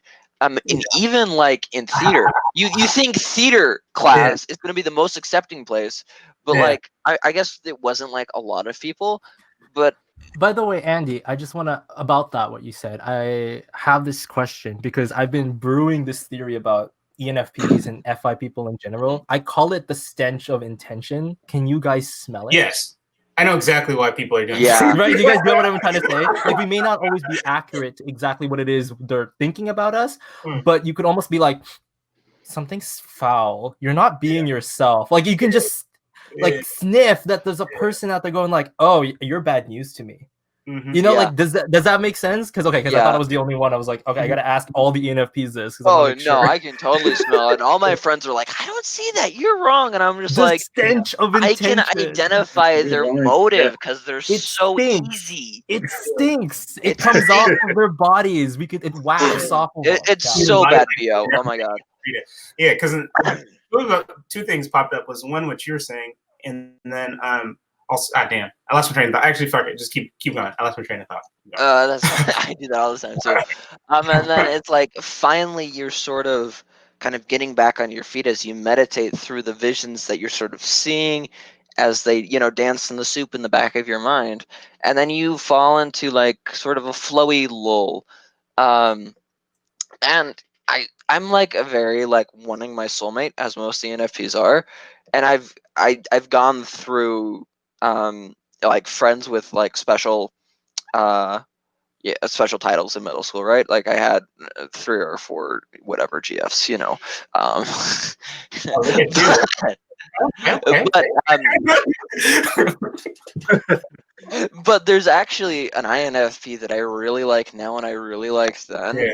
And I was sort of terrified, as much as I didn't say it, like if I asked her out, that it wouldn't work out. And after this, after ENFP bootcamp, I did end up asking her, and the answer was she just got out of a relationship, which is fair. You asked. You went there. Yeah, you Good gotta job. shoot your shot, brother. Yeah, I gotta shoot Yeah. my shot. Good job. And if she says no, I'm happy to be your friend, because the point is to make her happy. So if she's not gonna be happy with me, you don't need to make her Yeah. happy. yeah, dude, the point of actual like love and stuff, like real love, is the mutual need to make each other happy, and that straight desire. That's one of the most prevalent parts that enable like true communication and stuff, and that FI bond. Or an SX then- bond, which I can't relate to. Yeah. Oh my god. No.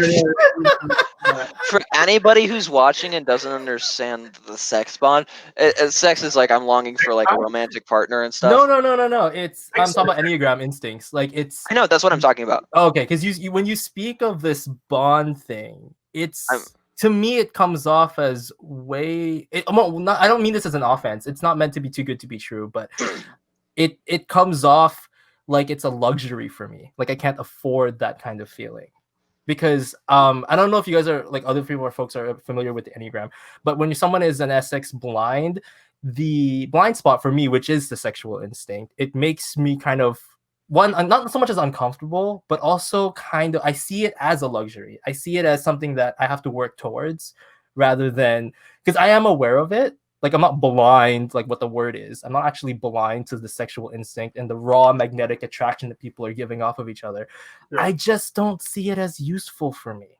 So it's like, it's hard for me to kind of give it space, even though I know that once it does happen, I probably enjoy it.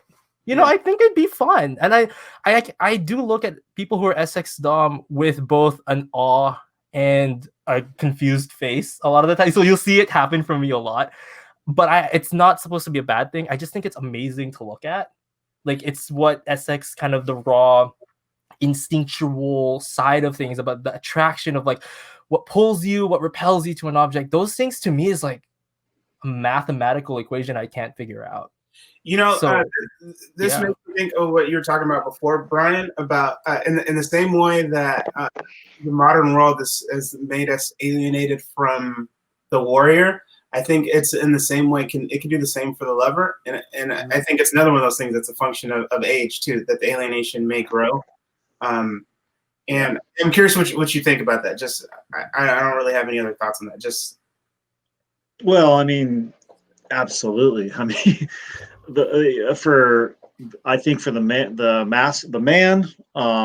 in our world, like the alienation from the lover is the one that they most often we talk about because we're not allowed to express sensitivity or like we're supposed to be strong, we're supposed to be not feeling things, we're supposed to so and then as a result of that, like you look in, I mean, I know in the US this is a big issue right now, the addiction crisis. I mean, a lot of like I had a history with addiction, and so a lot of that, like the kind of acting out like when you can't access the lover, when you turn it off.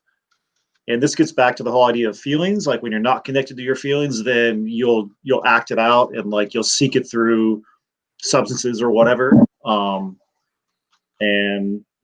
there's a real dark side to it. So that's why, I mean, for me, like for me, honestly, this is something I'm just like, I don't know how many times I have to learn my life lessons before I finally like say, okay, I got it and I'm going to do it. But like, for me, this is like, since last year, I've been going through this like cycle of like, okay, I need to be in touch with my feelings. And then I'll like, be, nah, feelings. I don't need those, And then I go back to the loop, And it's funny you mentioned that about like repeating something until it comes up, because I used to work as a fire tech, so there was a time where I was being taught, my teacher at the time was an ESTJ, and then he would be like, so water pipes, so the sprinkler system, you're not supposed to do it this way, and then my instinct was, well, we're gonna do it that way. So he comes back to like a flooded room because he's like, what did you do? And I'm like, well, I needed to know, I need to create the chaos in order for me to learn. Because if you just tell me, it's not going to register in my head.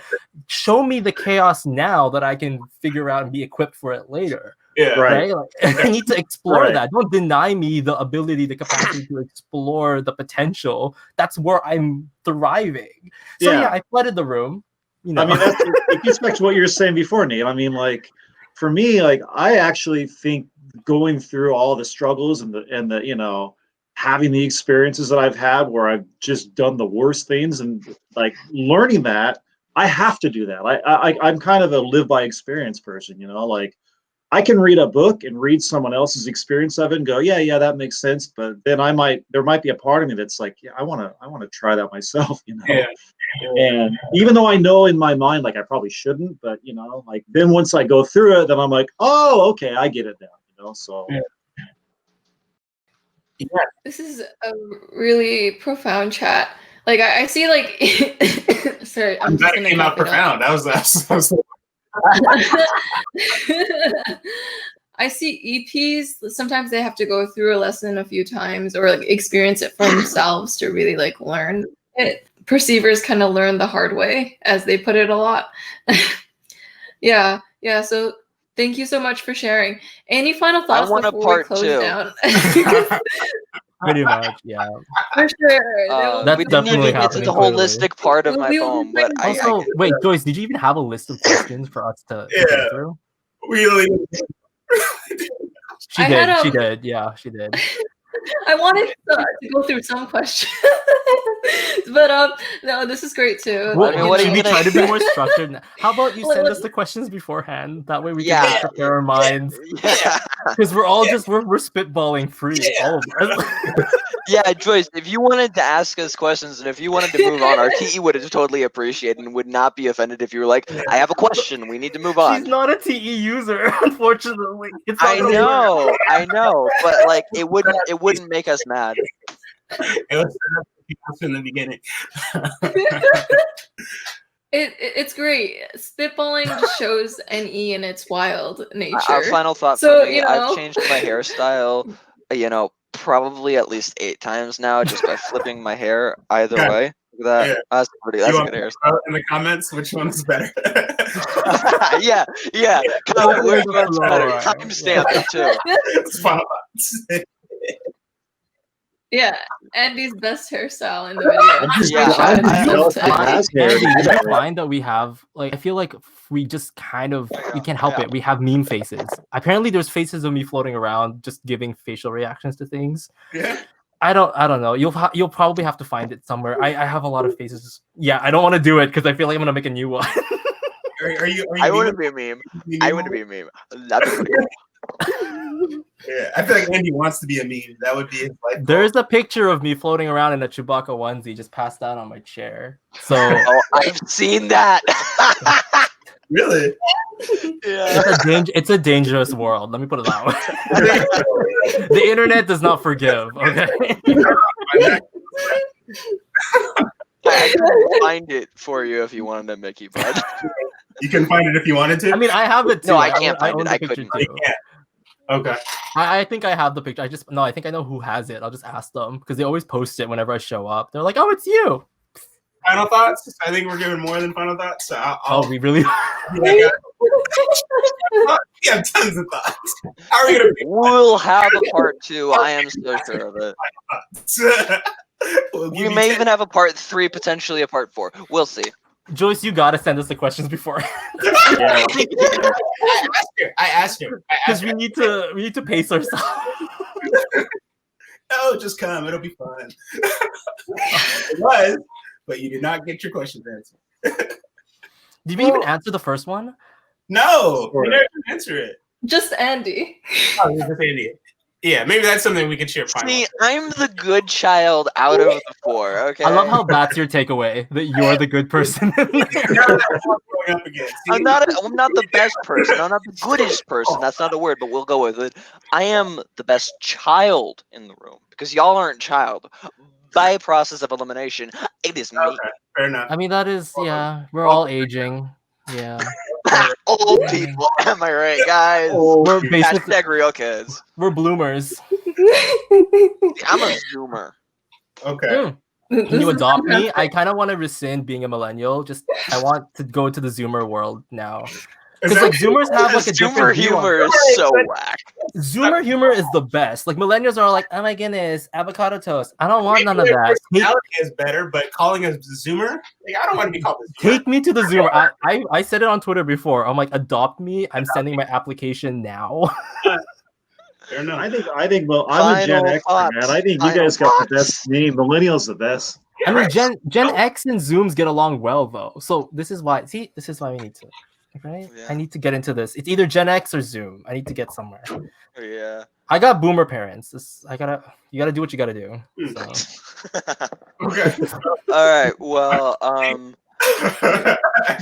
final thoughts. I think Joyce just has to take charge here, out of character. I know. This is the final thought from an ENFP. Be helpful here. All right. We don't believe We're in not going to finality. stop until you like either legitimately just end the call on us, or That's Yeah. how. Hey, we're close to done, Mom. Or- okay, well, how about this? I'll help out. So, where would they find us? Okay. Maybe Yeah, that's- I don't want to be out there. I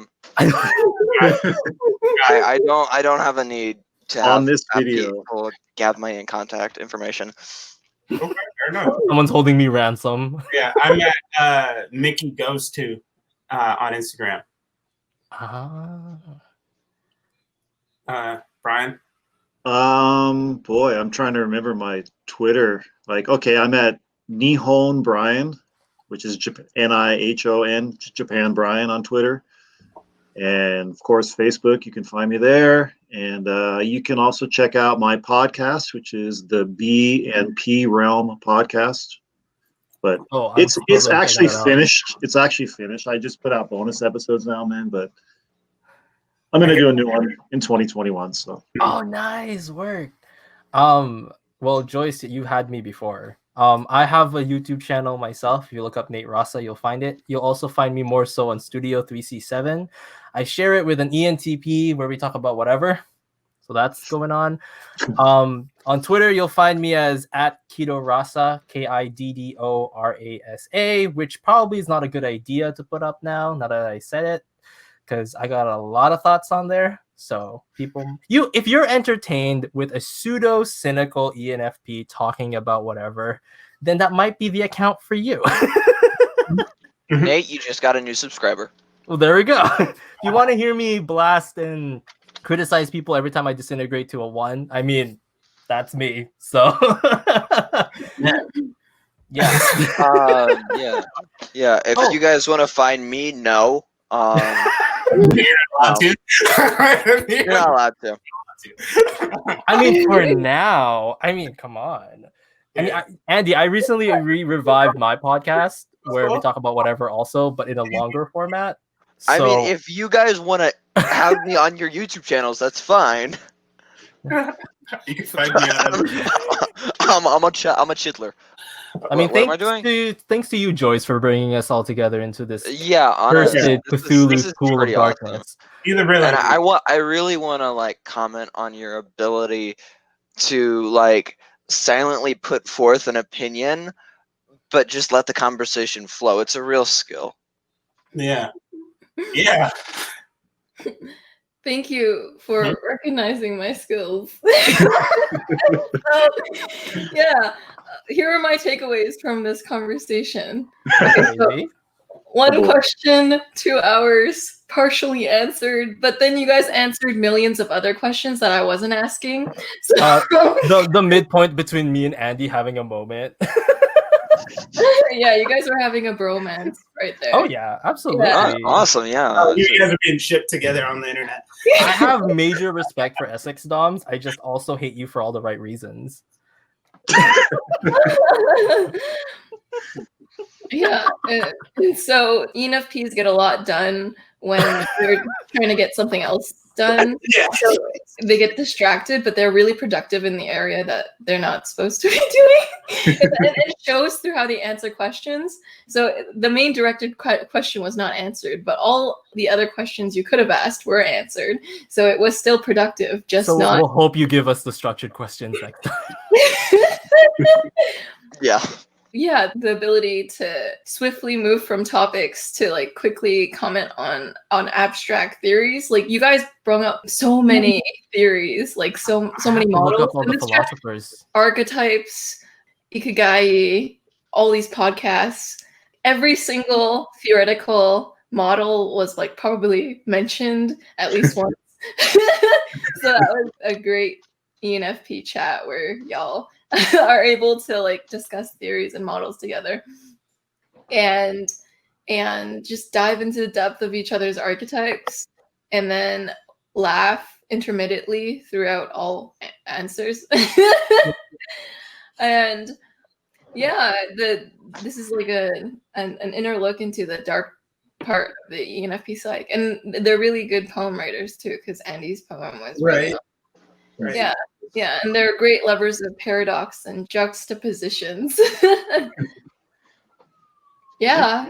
And y'all are just very quick on your feet. You guys talked for over 2 hours straight without breathing for air, so there was no pause. It was like literally consecutively going at it. That was the talent. That's a little legitimate talent.